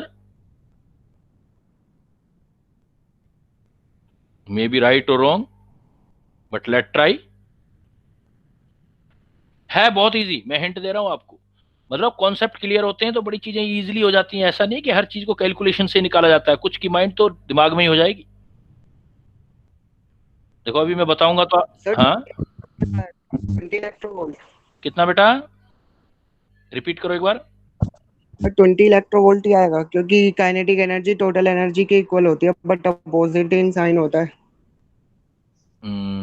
नहीं अभी गलत है। लेट मी क्लियर, देखो अब क्या है, इस क्वेश्चन को थोड़ा समझना था। ये न्यूमेरिकल बेस्ड फार्मूला बेस्ड तो क्वेश्चन दिया ही नहीं था मैंने आपको, ये क्या कॉन्सेप्ट बिल्डिंग का क्वेश्चन था। कैसे, आपको मैंने क्या बोला कि हाइड्रोजन एटम है, यू नो अगर हाइड्रोजन एटम होगा तो उसके फर्स्ट ऑर्बिट की एनर्जी कितनी आएगी बेटा, 13.6 इलेक्ट्रॉन वोल्ट। और अगर उस ये इलेक्ट्रॉन यहां रखा हुआ है, इसको 13.6 एनर्जी दूंगा तो लास्ट ऑर्बिट में पहुंच जाएगा ये। तो यहां की एनर्जी कितनी होती है 0। इन दोनों का डिफरेंस कितना हुआ आपके पास 13.6, और यहां इससे भी ज्यादा एनर्जी दूंगा तो इलेक्ट्रॉन एटम से बाहर हो जाएगा, out from electron, and move करेगा किसी सर्किट में, एंड मूविंग। तो ये जो इलेक्ट्रॉन यहां आ जाएगा जब, तो इसके पास जितनी भी एनर्जी होगी, मूवमेंट की एनर्जी होगी, तो वो इसकी काइनेटिक एनर्जी होगी। अब मैं क्या कह रहा हूं, अगर वो आपकी बात तभी सही थी बेटा जिसने अभी आंसर दिया था, अगर एटम के अंदर ही इलेक्ट्रॉन रहता तब आपका कॉन्सेप्ट सही था। लेकिन अभी कितनी एनर्जी दी आपने, देखो टोटल कितना एनर्जी दिया, 20 इलेक्ट्रॉन वोल्ट, और यहां से यहां तक जाने में कितना एनर्जी लगेगा, जो इन दोनों का डिफरेंस होगा। तो इलेक्ट्रॉन को यहां से यहां डिफरेंस जो है वो 13.6 इलेक्ट्रॉन वोल्ट हो गया। 13.6 तो इलेक्ट्रॉन को यहां से यहां पहुंचाने में लगी, बाकी जो बचेगी वो एक्स आ जाएगी। तो इसका मतलब वो इलेक्ट्रॉन की काइनेटिक एनर्जी होगी। तो given energy is equal to ionisation energy, मतलब आयन बनाने में कितनी एनर्जी लगी, प्लस उसकी काइनेटिक एनर्जी होगी। तो आपको एनर्जी टोटल दी गई थी 20 इलेक्ट्रॉन वोल्ट, यहां से यहां तक 6.4 आएगी। हाँ 13.6 तो यहां लग गई आपकी। अब जो बचेगी वो आपके काइनेटिक एनर्जी के काम आएगी। तो कितना रह जाएगा, देखो बेटा आपका 6.4 4 इलेक्ट्रॉन। Electron volt. समझ गए बात, क्योंकि इलेक्ट्रॉन तो एटम से बाहर ही निकल गया। But if I said you कि इस इलेक्ट्रॉन, जो ये इलेक्ट्रॉन है, ये इलेक्ट्रॉन फर्स्ट ऑर्बिट में और इसकी एनर्जी 13.6 है टोटल एनर्जी, देन बताओ काइनेटिक एनर्जी कितनी होगी जब ये यहां घूमेगा। तो यहां जब घूम रहा होगा तो इसकी एनर्जी 13 अपने ऑर्बिट में घूम रहा होता है, वो फार्मूला ऑर्बिट के लिए है। तब आप कहते सर प्लस 13.6 इलेक्ट्रॉन वोल्ट। फिर मैं बोलता पोटेंशियल एनर्जी कितनी होगी, आप इसका डबल कर देते 2 इंटू 13.6। तो उस क्वेश्चन और इस क्वेश्चन की फ्रेमिंग में डिफरेंस है। फार्मूला कब लगेगा, जब अपने ऑर्बिट्स के अंदर ही इलेक्ट्रॉन रहेंगे। अगर ऐसा कोई क्वेश्चन आता है तो फिर कैलकुलेशन से करोगे। डाउट बेटा किसी को क्लियर है अब ये? Yes sir. Yes sir. Next बेटा अपने पॉइंट लेते हैं कि आपका जब इलेक्ट्रॉन जंप करेंगे तो हाइड्रोजन स्पेक्ट्रम बनेगा। तो नेक्स्ट पॉइंट दे दो, हाइड्रोजन स्पेक्ट्रम। अब इस पॉइंट में देखो, सपोज मेरे पास ये सैंपल है, एक ट्यूब लिया अपन ने, उस ट्यूब में हाई वोल्टेज लगा दिया हम लोगों ने, और यहां पर बहुत सारे हाइड्रोजन मॉलिक्यूल हैं। लेकिन जैसे ही हाई वोल्टेज अप्लाई करेंगे अपने, तो ये हाइड्रोजन एटम जो होंगे, मॉलिक्यूल एटम में टूट जाएंगे और उसके अंदर इलेक्ट्रॉन होंगे। एक एक एटम में एक एक इलेक्ट्रॉन होता है। वो इलेक्ट्रॉन एक्साइट होकर ऊपर नीचे जाने लगेंगे, और जब वो ऊपर से नीचे जंप करने लगेंगे, जब डिस्चार्ज होने लगेंगे, तो एनर्जी को एमिट करेगा हर एक एटम। एनर्जी को एमिट करेगा तो डिफरेंट टाइप की जो है हमें फोटोन मिलेंगे, उसी को हम बोलते हैं हाइड्रोजन स्पेक्ट्रम। तो हाइड्रोजन स्पेक्ट्रम में क्या क्या पॉसिबिलिटी हो सकती है, देखो हाइड्रोजन स्पेक्ट्रम में अभी तक जो पता लगा है, तो वो ये बोला गया है कि भाई मान लो इलेक्ट्रॉन किसी भी हायर लेवल में चला जाए, तो किसी का भी, यहां बता देता हूं कि यहां अगर आपको लेमडा निकालना है तो आप 1 lambda is equal to R Z square 1 lower energy square -1 higher energy square से लेमडा निकाल सकते हैं। तो इलेक्ट्रॉन जब ऊपर से नीचे जंप करेगा तो कहां से कहां कर सकता है, देखो जंप, जब हमारे पास लोअर एनर्जी लेवल 1 हो, तो इसका मतलब हायर एनर्जी लेवल क्या हो सकता है, कहां से इलेक्ट्रॉन जंप कर सकता है, 1 से 1 में तो नहीं आ सकता ना बेटा। तो हायर क्या होगा, 2 या 3 या 4 और या इन्फिनिटी। जब आपका सेकंड से फर्स्ट ग्राउंड स्टेट में इलेक्ट्रॉन जंप करेगा, तो इस जब भी आपका लोअर एनर्जी लेवल फर्स्ट होगा, तो इस सीरीज का नाम देंगे आप, ऐसा कभी भी दिख जाए आपको तो इसको बोलेंगे लाइमन सीरीज। तो लाइमन सीरीज के लिए बेटा क्या हुआ, इलेक्ट्रॉन जंप करेगा 1 में आएगा, और 1 से ऊपर वाले किसी से भी आएगा, 2 से 3 से 4 से इन्फिनिटी से। तो लाइमन सीरीज में लाइन बनेगी, जो आप 2 से 1 कहोगे इसको फर्स्ट लाइन या अल्फा लाइन बोलोगे, जो 3 से फर्स्ट आएगा इसको आप सेकंड लाइन और बीटा लाइन बोलोगे, जैसे इन्फिनिटी से आएगा तो इसको लास्ट लाइन बोलोगे। मतलब जैसे मैं आपको ये बोलूं as example, for first line of Lyman series, देखो लाइमन हो गया, क्लियर है। लाइमन है तो lower energy level fix first, और फर्स्ट लाइन कब बनेगी, जब उसके बिल्कुल पास वाले से आएगा, हायर जो हो जाएगा वो सेकंड, तो ये बिल्कुल क्लोज हुआ, तो एनर्जी डिफरेंस जो हुआ आपका वो स्मॉल हो गया, लेकिन लैम्डा जो हो गया वो मैक्सिमम हो जाएगा लाइमन के लिए। तो मैं फर्स्ट लाइन को लैम्डा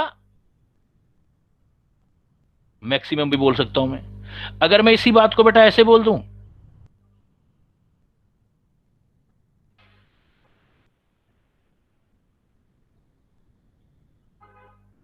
इसी बात को अपने ऐसे बोल देते हैं कि भाई as example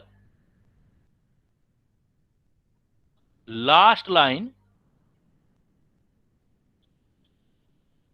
of Lyman series, Lyman series का लास्ट लाइन ले लेते हैं। तो lower energy level Lyman series है तो वो तो फर्स्ट हो गया, lower energy level first. Higher energy level देखो क्या होगा, लास्ट वाला। तो हायर एनर्जी लेवल जो होगा हायर, वो इन्फिनिटी हो जाएगा। तो अब इसका जब एनर्जी डिफरेंस देखोगे अब, तो वो तो एनर्जी डिफरेंस मैक्सिमम। तो इसका मतलब लेमडा उल्टा होता है, लेमडा मिनिमम। तो आप ये भी बोल सकते हो कि ये जो लास्ट लाइन होगी उसका लेमडा मिनिमम होगा। तो कैलकुलेशन कैसे कर सकता हूं, अगर मैं आपको बोल दूं calculate the lambda of minimum lambda of Lyman series, minimum lambda का मतलब एनर्जी डिफरेंस मैक्सिमम, तो ये वाला लोगे आप, n lower first and higher left. अगर मैं कह दूं कि आपका maximum lambda of Lyman series, maximum lambda लेना है, तो इसका मतलब एनर्जी डिफरेंस मिनिमम, तो ये पहले और दूसरे के बीच हो जाएगा। तो आप इसमें मतलब ऐसे भी बना सकते हो एज एग्जांपल कि जैसे ये अभी आपने पढ़ा था, ये लो फर्स्ट एनर्जी लेवल, ये सेकंड, फिर एनर्जी डिफरेंस कम होता जा रहा था थर्ड, फोर्थ, कम होते जा रहे थे फिफ्थ। तो अब क्या है कि ये energy level second, third, fourth, fifth, अगर इलेक्ट्रॉन कहीं भी जंप करके सेकंड से फर्स्ट में आता है, फर्स्ट में पहुंचना है, तो लाइमन सीरीज है।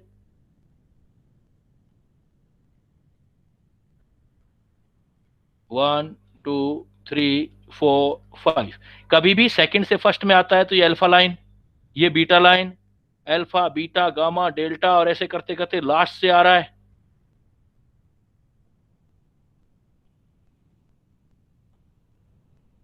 तो लास्ट लाइन आ जाएगा।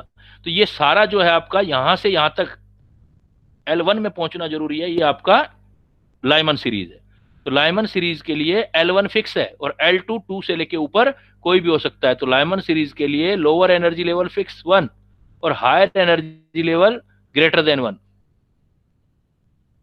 1 से ऊपर होना चाहिए। और ये जो सीरीज जितनी भी मिलेगी आपको, लाइमन सीरीज जितना भी मिलता है, ये आपको यूवी रीजन में मिलता है। इसका रीजन कैलकुलेट करेंगे, प्रैक्टिकल चीज है, यूवी रीजन। तो अब अगर हम सारे रीजन निकाल लें इसके, तो ओवरऑल क्या स्टडी होगी हमारी, जो भी हाइड्रोजन स्पेक्ट्रम है, तो मैं क्या कह सकता हूं, इसमें जो हमें सीरीज मिलती है लाइमन,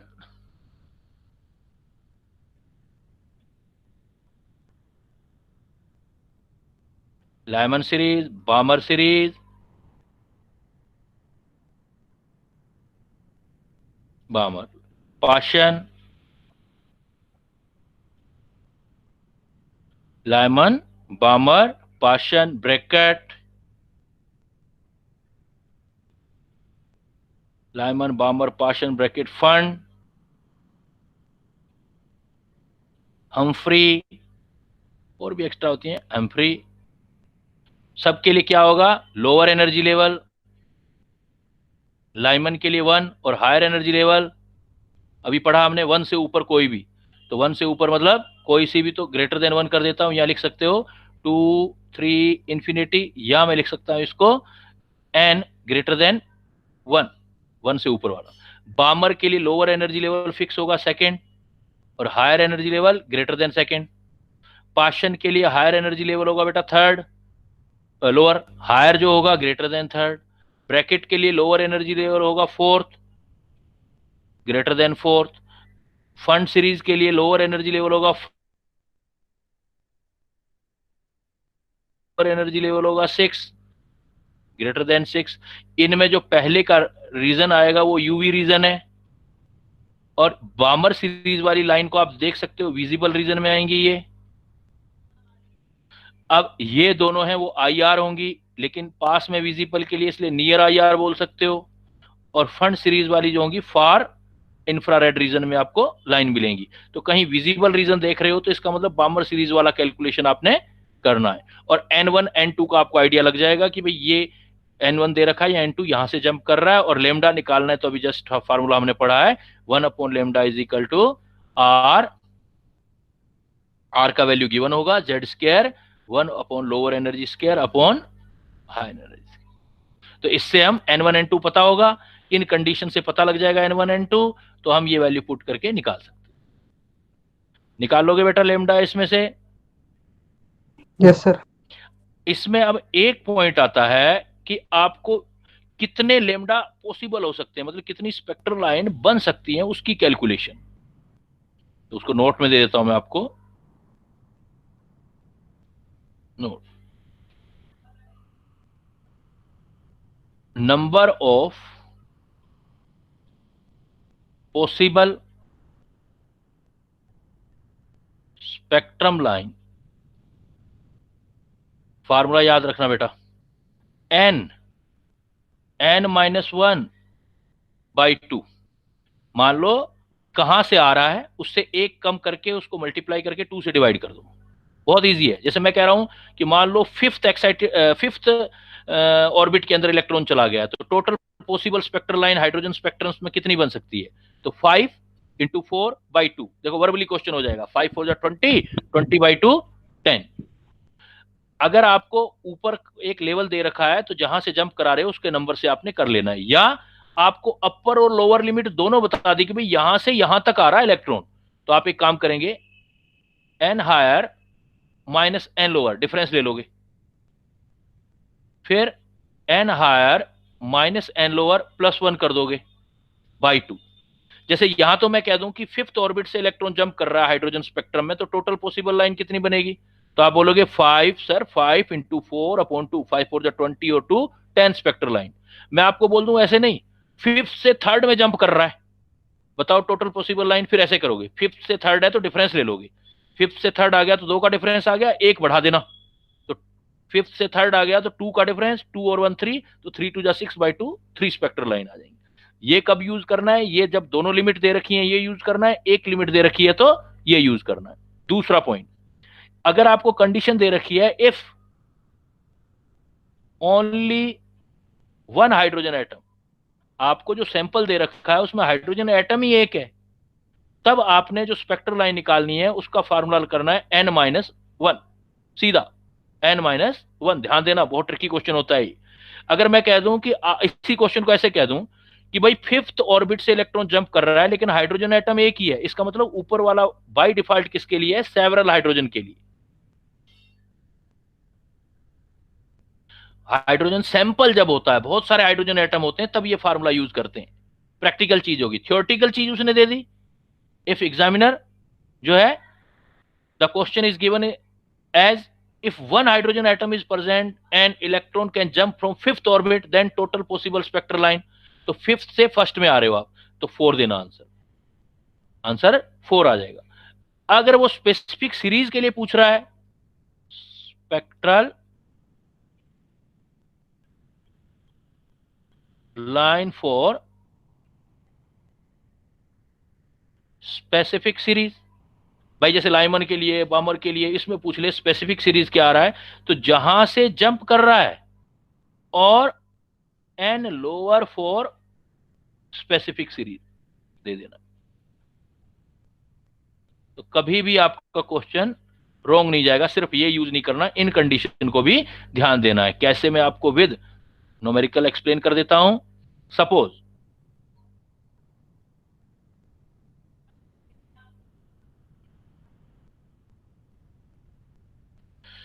सपोज मैं लिखता हूं वी हैव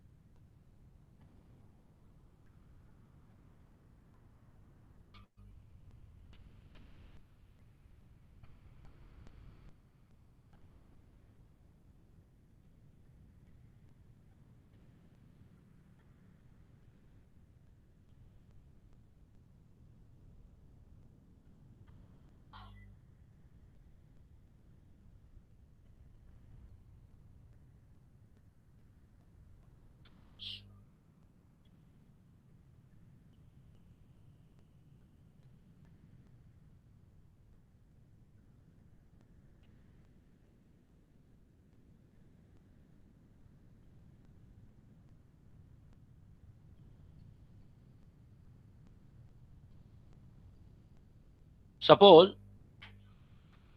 प्रॉब्लम ये है कि we have a sample of hydrogen atom,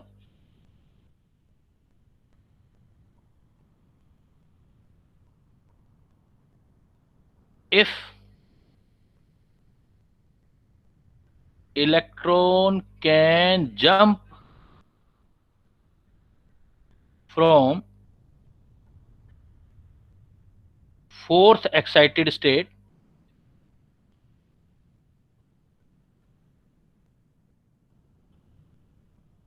then possible number of spectral line,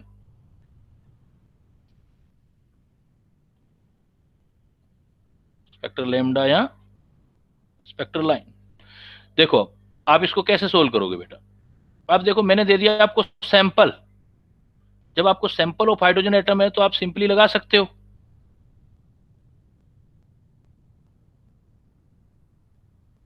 जब आपके पास सैंपल है तो आप सिंपली लगा सकते हो। कहां से जंप कर रहा है, fourth excited state. Fourth excited state का मतलब एन की वैल्यू आपके पास 5 आ गई। अब 5 आ गई, टोटल स्पेक्ट्रल लाइन बनानी है तो बहुत सिंपल है आपके पास, टोटल 5 स्पेक्ट्रल लाइन, तो एन इज इक्वल टू आप क्या लगाओगे, एन एन माइनस 1/2। तो आंसर क्या आ गया 5, और 5 माइनस 1/2 तो 5 4 20, तो कितनी लाइन आ गई बेटा, 10 आ गई। क्लियर, सुन रहे हो ना मुझे बेटा, रिस्पॉन्स देते जाओ। Yes sir, yes sir. हाँ तो अब देखो इसके अंदर, अब ये 10 स्पेक्ट्रल लाइन आया तो कैसे आया 10 स्पेक्ट्रल लाइन,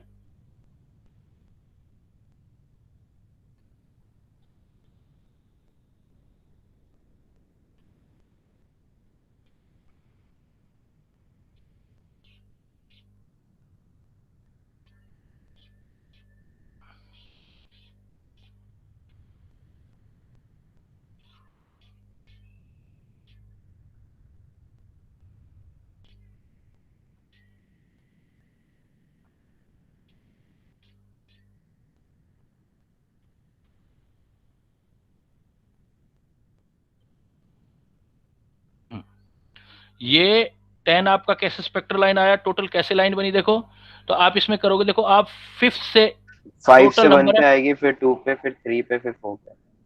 हाँ लेकिन अब देखो इसको थोड़ा प्रैक्टिकली जब सोचोगे तो उसको ऐसे बनाओगे ना आप, आपके पास 1 2 3 4, ये 5 हुआ है ना, 1 2 3, तो इसमें पहली देखो लाइमन सीरीज की बनाओगे आप, लाइमन सीरीज की तो फर्स्ट पे पहुंचना जरूरी है, तो यहां से स्पेक्ट्रल लाइन देखो कितनी पॉसिबल हो गई, 4 होगी, तो 4 किसकी आ गई, लाइमन सीरीज की।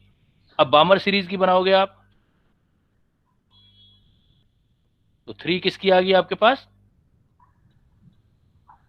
बामर सीरीज की, तो पूरा क्लियर, क्रिस्टल क्लियर हो जाएगा। फिर यहां से आ जाओगे आप, पाशन की आ जाएगी, और फिर सिर्फ यहां से आ जाओगे आप, ब्रैकेट की आ जाएगी, तो टोटल कितनी हुई देखो, 4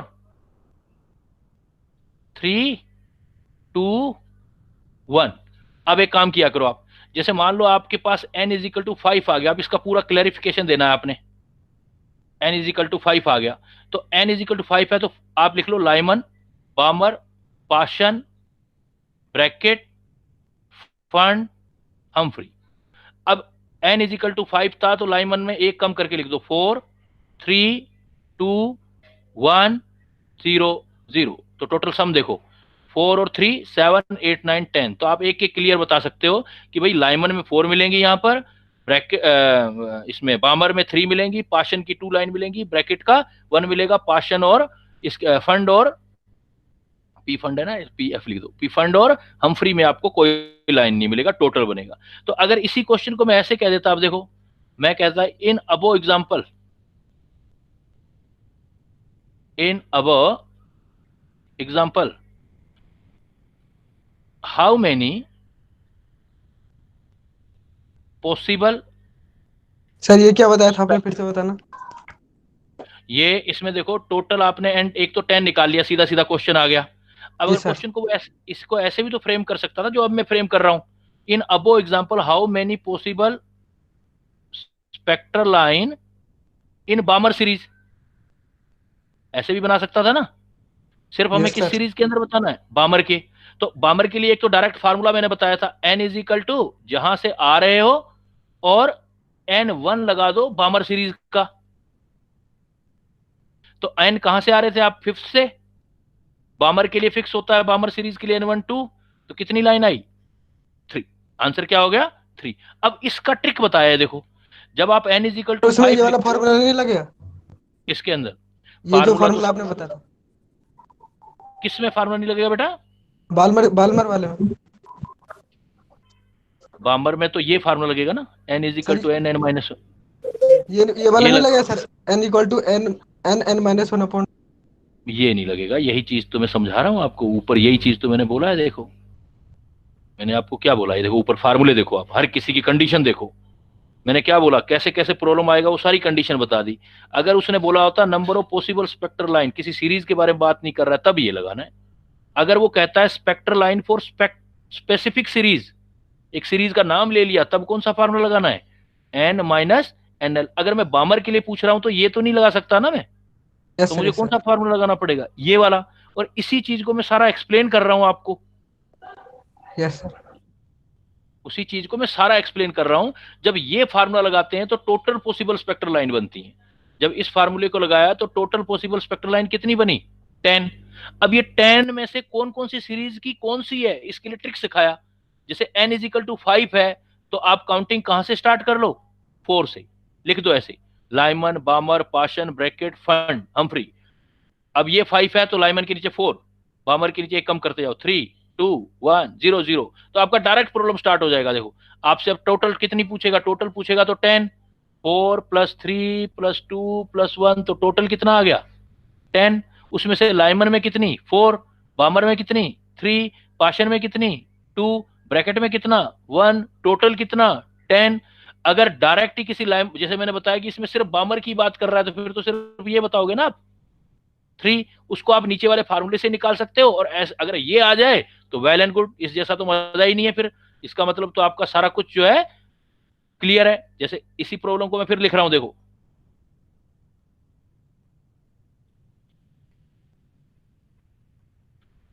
मैं लिख रहा हूं, देखो ये प्रॉब्लम, क्योंकि आप क्या जनरली तो एक ही फार्मूला पढ़ते हैं ना ऊपर वाला, वो एक कामयाब नहीं है हर एक क्वेश्चन के लिए। मैं कह देता हूं n is equal to suppose 6 है, यहां पर इलेक्ट्रॉन गए हुए, n इज इक्वल टू 6। आपको कैलकुलेट क्या करना है, पॉसिबल मैक्सिमम स्पेक्ट्रल लाइन, ये कैलकुलेट करना है। और इवन ईच सीरीज में बताना है, इवन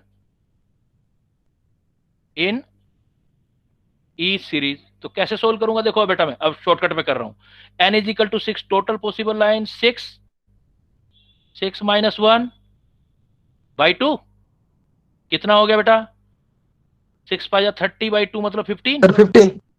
15 हो गया। अब मुझे टोटल 15 का एक्सप्लेनेशन देना है कि इस सीरीज में कितनी है। तो मैं लिखूंगा Lyman, Balmer, Paschen, Brackett, Pfund, Humphry. अब मैं यहां से स्टार्ट कैसे लिखूंगा, देखो n कितना आया था 6, एक कम कर दो, वहां से तो आ रहा है ना उससे नीचे से, तो एक कम करूंगा तो 5। तो लाइमन में कितनी आ जाएंगी, 5। 5 बामर में कितनी आ जाएंगी, 4। 1 कम करते जाओ, पाशन में 3, 2 ब्रैकेट 2 में 2, 2 1 और फंड में 1, 1 हम्फ्री 1 में 0। 0। 0। समझ गए अब बात। तो ऐसे हर एक सीरीज का आप बता सकते हो, आप कर लोगे। Yes sir. और अब at the end of chapter एक प्रॉब्लम आप मुझे बताओगे, फिर हम क्लोज करेंगे इसको।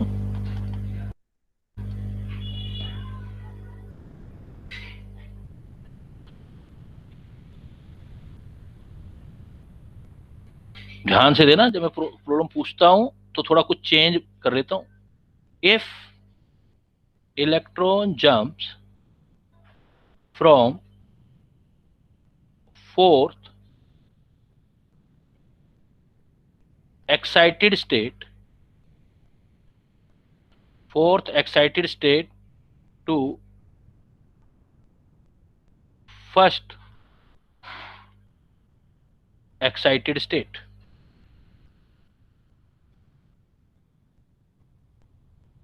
Calculate the number of spectral line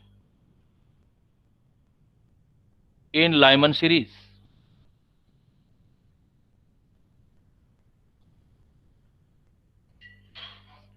बताओ बेटा कितना आएगा इसका answer? If electron jump from fourth excited state to first excited state, calculate the number of spectral line in Lyman series.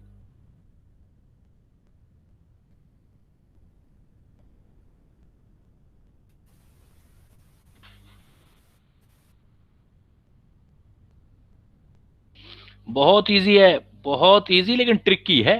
जैसे अभी मैंने आपको काइनेटिक एनर्जी वाला दिया था। सर लाइमन में आएगा क्यों? n इक्वल्स टू 2 है तो लाइमन में n इक्वल्स टू 1 होता है। आएगा ही नहीं बेटा, वेरी गुड आंसर। लाइमन में आएगा नहीं, लाइमन में आएगा ही नहीं। क्यों नहीं आएगा? क्योंकि आप कहां से कहां जा रहे हो? फिफ्थ फोर्थ एक्साइटेड स्टेट का मतलब है हायर एनर्जी लेवल कौन सा है आपका? 5। और फर्स्ट एक्साइटेड पी फंड से बाल्मर्स तक जा रहे हैं ना। हाँ, yes, that is the point. तो आप जा कहां रहे हो? Lower energy level, first excited state है तो सेकंड है। पूछ रहा है लाइमन के लिए, तो इलेक्ट्रॉन पहुंचेगा ही नहीं वहां। तो आंसर क्या आएगा इसका? 0। तो फार्मूला तो सिर्फ ऐसा नहीं है, एक्चुअली आई मीन कि भाई आपको you can not stay only on the formula. आप फार्मूले से सिर्फ नहीं कर सकते, आपको सोचना भी है कि भाई हो क्या सकता है पॉसिबल। अब होगा क्या एक्सप्लेनेशन? आप एन हायर और एन लोअर जा रहे हो तो total number of spectral line जो बनेगी एन, अब वो वाला लगाओगे, n higher minus n lower. N higher दोनों लिमिट दे दी ना, n higher n lower plus 1/2। तो टोटल स्पेक्ट्रल लाइन जो आएंगी वो आएंगी, एन हायर और लोअर का डिफरेंस कितना है देखो, एन हायर 5 है, लोअर 2 है, तो 3 × 4/2। तो टोटल स्पेक्ट्रल लाइन कितना बन गया आपका? 6। अब आप स्टार्ट कहां से करोगे? देखो एन हायर 5 है, एन हायर आपका 5 है, तो जो आपकी टोटल जो ये आपकी 6 बन रही है, लेकिन आप N1 में तो गए ही नहीं, तो लाइमन तो पहुंचेगा ही नहीं। तो आपको क्या है, फार्मूला बेस्ड नहीं रहा आपका। अब आपका हो गया ये 1 2 3 4 5।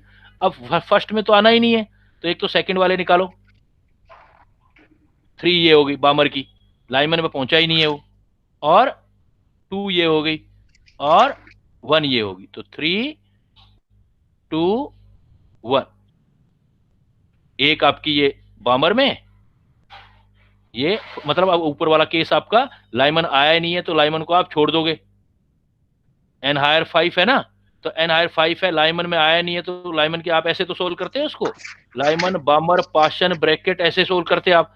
तो जैसे आप कहां से आए थे, n = 5 से, तो यहाँ 4 लिखते, 3 लिखते, 2 लिखते, 1 लिखते, लेकिन लाइमन आएगा ही नहीं, हटा दो ये, बाकी वाली काउंट कर लो। बामर में 3 2 1, आगे 0, तो टोटल देखो 6 आ जाएगा। क्लियर? Yes sir. क्वेश्चन पे ध्यान दें। ओके बेटा, तो that's all about today class, और see you very soon for next lesson, मतलब next topic for this lesson. अभी इसको 2 पार्ट में डिवाइड करेंगे। एक आज हमने पहले बहुत थ्योरी और उसके एप्लीकेशंस और हाइड्रोजन स्पेक्ट्रम किया। In next class we will study about the, जैसे इसका जो प्रिंसिपल्स हैं, कुछ इलेक्ट्रॉन कॉन्फ़िगरेशन है, और आपका हाइजेनबर्ग प्रिंसिपल, और दूसरा वो डी ब्रोगली कॉन्सेप्ट, तो उस पर डिस्कशन करेंगे। ठीक है बेटा? सर एक चीज पूछनी है यहाँ पे। हाँ पूछो। सर ये डिवाइडेड बाय 2 होता है ना, 3 नहीं होता ना यहाँ पे? नहीं, 2 होगा, 2 डिवाइडेड बाय दोनों फार्मूलों में 2। ठीक है सर। ठीक है बेटा, ठीक है। ओके बेटा, thank you. Thank you sir. Thank you. Thank you sir.